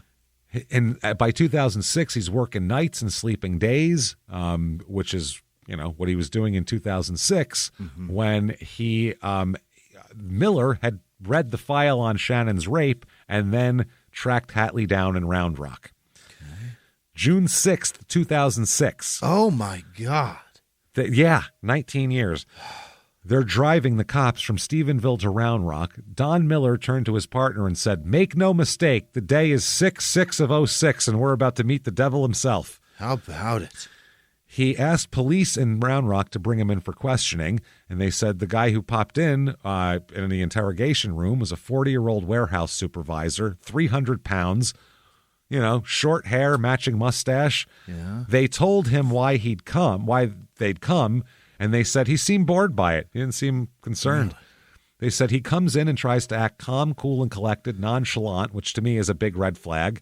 Innocent people tend to heatedly deny false accusations. They're mad that you're accusing them. All right, let's get this over with. That's not what he did. He just said, I didn't have anything to do with it. Maybe I might have had sex with her. I don't remember, but I don't think so. They wanted a confession, even though they didn't need one, because they have physical evidence, and he agreed to provide his DNA, which was dumb as fuck for him. Yeah. It obviously matched to all the materials found at the scene, and they said, oh, that's easy. So they figured they don't need him to confess, so they didn't push.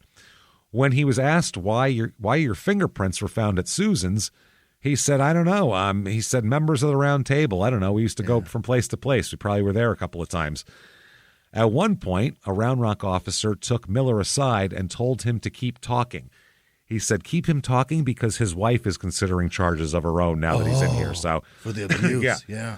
For the abuse. So she started telling these horrible stories of domestic abuse while he's in there getting interrogated. She's using a wheelchair. She would say that he pulled her hands behind her back and sexually assaulted her. This is the wheelchair lady. Yeah.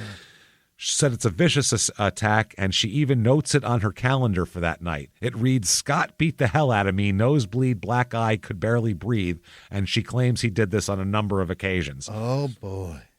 Now, the next day, they re-interview him. I don't know why they didn't arrest him on the spot, but they did. Why did he get to go home? But this time, he claims that he had a kinky affair with Susan. Remember? They said that was going to happen. Yeah. And an assertion that they know was a lie. And meanwhile, Hatley's wife filed charges against him. Right. And that night, Hatley took his family, his wife and 2 kids, out to an IHOP in Round Rock, and the police rushed the place. She told the cops that's where they were going to be, and they arrest him. The results come back on the DNA, matching the cigarette butts. It's this guy. Before the arrest was announced, Miller said he wanted to tell Susan's father before it was announced publicly. Yeah.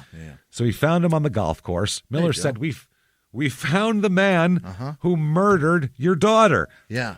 And he said, bullshit, it's Michael Woods. You're wrong. Joe, what the fuck, man? Joe, we love you, Joe, and we get your feelings, but DN fucking A, that guy's cleared. The guy's a monster, Joe. Miller said, nobody believed me. They wouldn't believe me. Yeah. Roy and Cindy Hayes didn't believe me even. Wow. Nobody. They said there was still is ridiculous. Roy said he was pissed off by his treatment by the police. Rumors of his involvement had cost him a career in law enforcement, and even one other job he ended up losing because of it. Well, you didn't know it was your own cousin, man. You shouldn't be a cop. He thinks now that Scott is being wronged in the same way. They did this to me. They tried to railroad me. Now they're railroading him. This is bullshit. Why doesn't anyone arrest Michael Woods? So this is fucking crazy. And then finally, once Miller got to get with Roy and Cindy and explain everything to them, then they went, oh, okay. Oh, shit. Okay. Which caused a big rift in the family. Yeah. Roy remembers Hatley's mother telling them, we need to circle the wagons. It's our family against the cops. And Cindy said it tore our family completely apart. Oh, my God.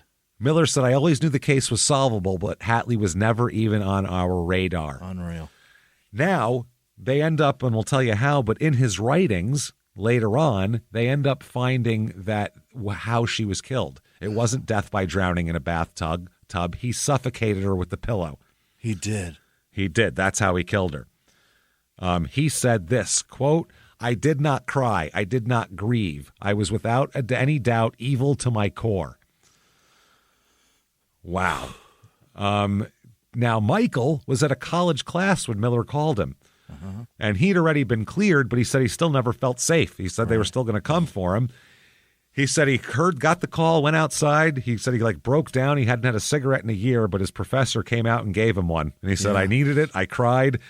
He said it finally happened. Shannon felt completely vindicated by this. I fucking told you about you people. She said, when Miller called me, oh, Lordy, I was mad. I was relieved. Now you're finally listening, she said. He kept telling me, I believe you. And that's what I needed to hear. So she said, because I truly believe there are other victims out there. He was a trucker, remember. I can't be the only one. It's got to be hundreds, right? I agree. Yep. The district attorney, when they arrest him, this clears Woods, obviously, and all that. And they said, quote, this was a shock to everybody, the district attorney said. It was notorious because it happened in a quiet community and was unsolved for so long. He cuts a deal to plead guilty, Hatley. You have to. No trial, no nothing, no anything. They cut a deal with the time and everything. You, sir, may fuck off. 30 years he gets. Somehow not enough. Doesn't seem, no. Nope, not enough. Hard 30? No. We'll find out. No, Susan's parents said they wanted to avoid the attention of the trial, actually. And Hatley agreed to testify against one of his cellmates, too. So they gave him the deal. That's how it worked. Okay. He was sent to Huntsville, where he claimed to have discovered religion again. I don't give a fuck. And wrote his manifesto. Oh? By the way, 2016, Lieutenant Ken Maltby dies, and I'm not sad about that. He's a fucking moron. This whole thing is his fault. Hope he took his shit work ethic with him. Right? 2017, Scott is diagnosed with bladder cancer. Wonderful. In jail. That goes into remission. Yeah, he's going to stick around with it. Then in 2018, he is released on good behavior. 11 years he did. What? Good behavior and cancer. They release him. Oh, my God. Fucking wild. Hatley's son said he sent an email one day before his father was set free. In his email, he wrote that he's unsure why his father's getting another chance and that the community should be made aware of his release. He notified the press. Yeah. Tell the AP. Fuck. Yeah, and they said that the Lieutenant Don Miller said it's not uncommon for long prison sentences to be greatly reduced due to prison overcrowding. How about let the murderers out last? Yeah, is there a guy that got caught with some weed? Anybody here not a rapist murderer? Anybody? An armed fucking robber? Fine. Whatever you got. Maybe An a guy arsonist, I don't know. rolling through town in a Cadillac with Pennsylvania plates. Let that guy out first. Two fucking comedians fucking not even speeding. Fuck. So Cindy says she was shocked to learn her cousin was responsible for this because she had talked to him the whole time and hung out. She said it was mind-numbing. I just couldn't believe it. And she says that she also nowadays thinks that there's additional victims out there. Yeah. She said, I think he's a monster. The public needs to be aware that he's out of prison. So he enters a halfway house in Midland, finds a job repairing oil field trucks, and then after being laid off at the beginning of COVID, that's how new this is. Oh, my God. He moves into an RV park outside of Abilene to be near one of his daughters, Amanda. Oh. He was sober for a bit, and then that didn't last long. Amanda said, I don't know what happened, but I'm pretty sure he started drinking again. He distanced himself from us. He didn't come around for months at a time, and then he'd just pop up at the door. I told him he needed to call, and we'd have a big fight. Got a hold of that new lean. That's right, baby. Then Halloween 2021, he told her that his cancer had returned and spread to his spine. Uh-oh. And December 9th, 2021, he's dead. Yep. Wow. Dead as shit. Amanda, the daughter, said all those things he did, the rape, the violence, he did those same things to my mom, so it didn't surprise me. I don't know what to tell you. My dad is just a really bad guy. Yeah. He's found dead in the RV, by the way. Wow. Drank himself to death or just cancer? Cancer and everything else. He was scheduled to start chemo the day he was found. And that's when they find all of his writings, which is hundreds of pages, and that's where all these descriptions came from. They didn't know the truth about it till 2021. Everything. Awful. So this was kind of a biography. It was hundreds of pages. It's fucking wild. All the reasons to hate him? Jesus, he sucks so much. He really... Now, I'm going to end this with the craziest obituary of all time. Oh, God, what did they say? We just told you all the horrible shit he did. Right. This is his obituary, and I'll quote. Joseph Scott Hatley, 55, passed away on December 9th, 2021. He was born December 20th, 1965 in Hico, Texas, in a small country hospital. Joseph grew up in Stephenville, Texas, helping his parents with their businesses and playing with his two great friends, Jay and Brad, and being third-wheeled to his sister. He was a middle child through and through. Joseph graduated from Stephenville High School and soon after joined the Air Force. He would soon find out the Air Force wasn't for him and would soon find himself with many jobs, with the winner being a truck driver. As a truck driver, Joseph saw the world. He saw every state and every sunset and sunrise. He saw the beauty and magic in this world. On one of his many visits to his trucker bars, it would land him meeting Susan Hatley. He married a woman named Susan, by the way. Get the fuck out of here. Yeah. They later married and had 2 children. Joseph loved them so much that eventually he decided to quit the hustle and bustle of truck driving for a 9 to 5, but in Joseph's case, it became a 10 to 7. Joseph worked night shift at Cisco Foods for years, where he worked himself up to night manager. He took incredible pride in his work. He battled addiction behind closed doors, addiction beyond words with alcohol. He didn't know when to stop. This would soon land him in legal trouble and eventually in prison. No. What did? Joseph served 12 years for a crime he committed in 1987. For murder. Rape and murder. Oh, my God. Joseph was released in 2018 and began to try to mend things and move on, trying to put the pieces of the broken family together, especially when it was half the family was harder than they ever dreamt. Amanda watched her father change within the walls of a prison cell, and then they got to watch him love her daughter. The alcoholic she once knew was now a follower of Jesus and wore a cross and prayed. And boy, did Joseph love his Kaylee. He took so much pride in his title as Papa.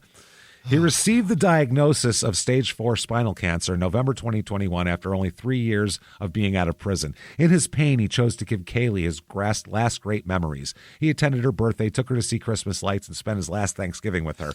Their relationship was a phenomenal one. On the day of his passing, Kaylee said, "Mama, he isn't suffering anymore. He's with Jesus." He's not the safe one. You're the safe one. Well, yeah.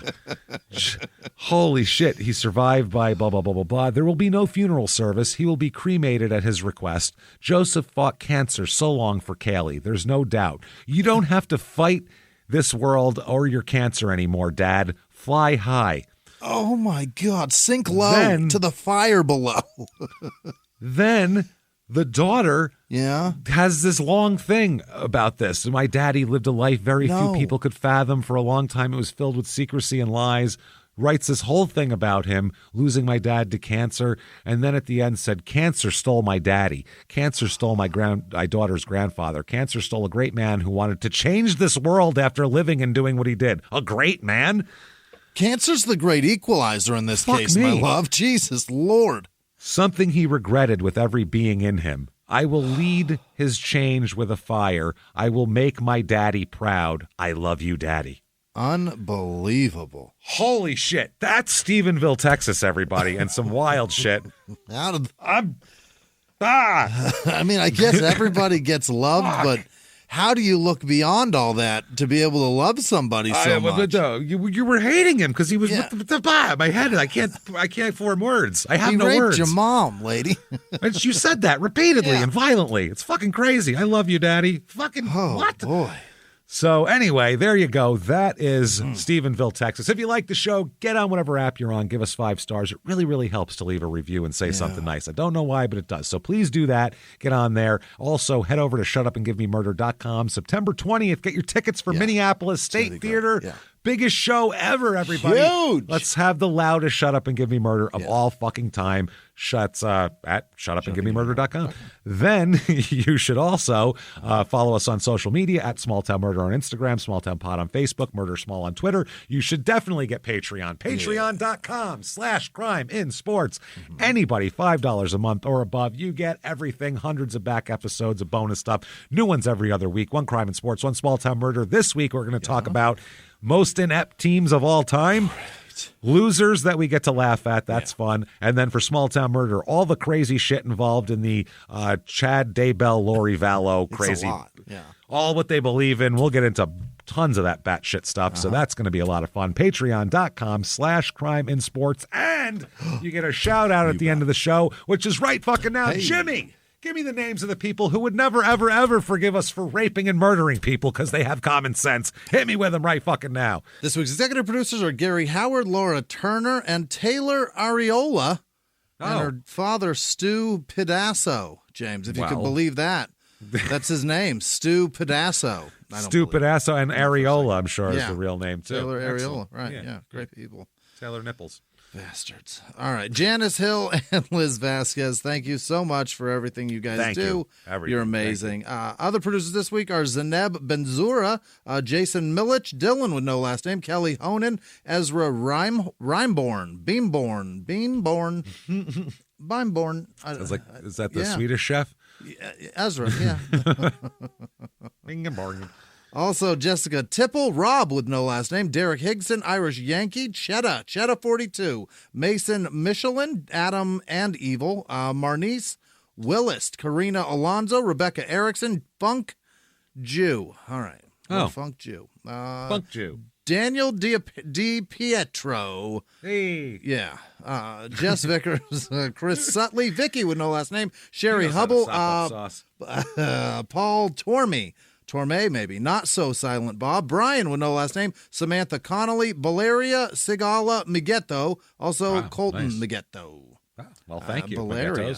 That's a tough one. Caitlin Sharaski. Sounds like Shelly. you got something. Yeah, it's not good. I got to get a shot for my Valeria, okay? Look. But thank you. Yeah. It's dripping all over the place.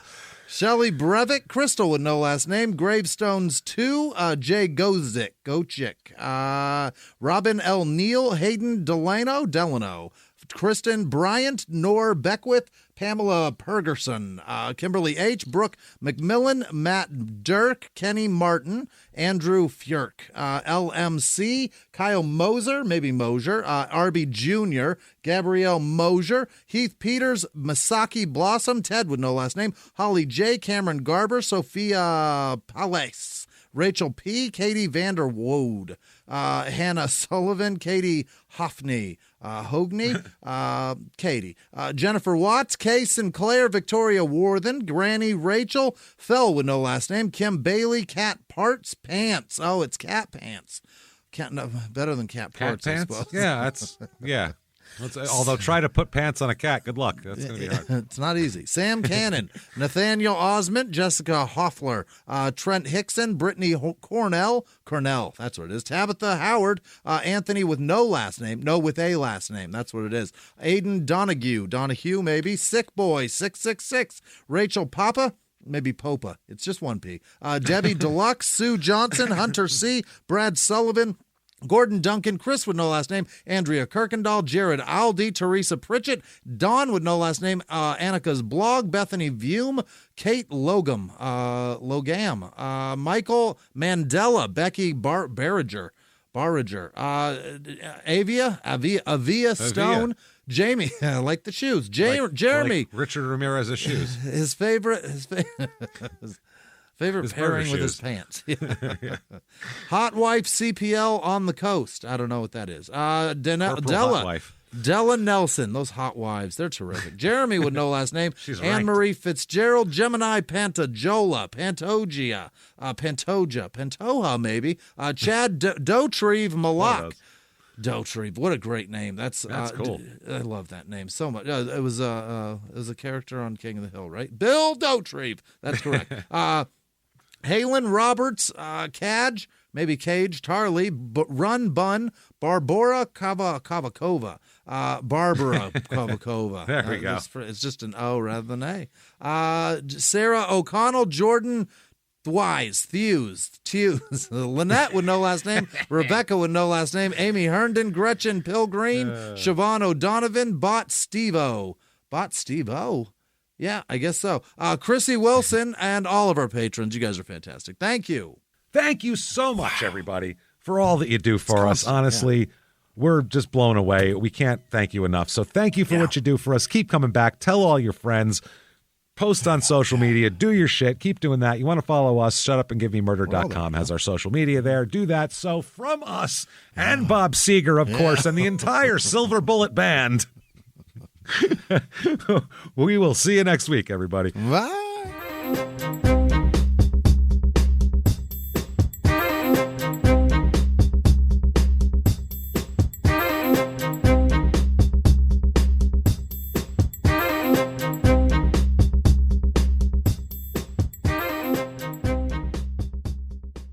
If you like Small Town Murder, you can listen early and ad-free now by joining Wondery Plus in the Wondery app or on Apple Podcasts. Prime members can listen early and ad-free on Amazon Music. Before you go, tell us about yourself by filling out a short survey at Wondery.com/survey. It takes one guy out there to say, who's that Kyle who thinks he can just get on a microphone on a podcast and start publicizing this?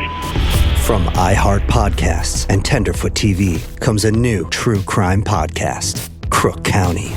I got recruited into the mob when I was 17 years old.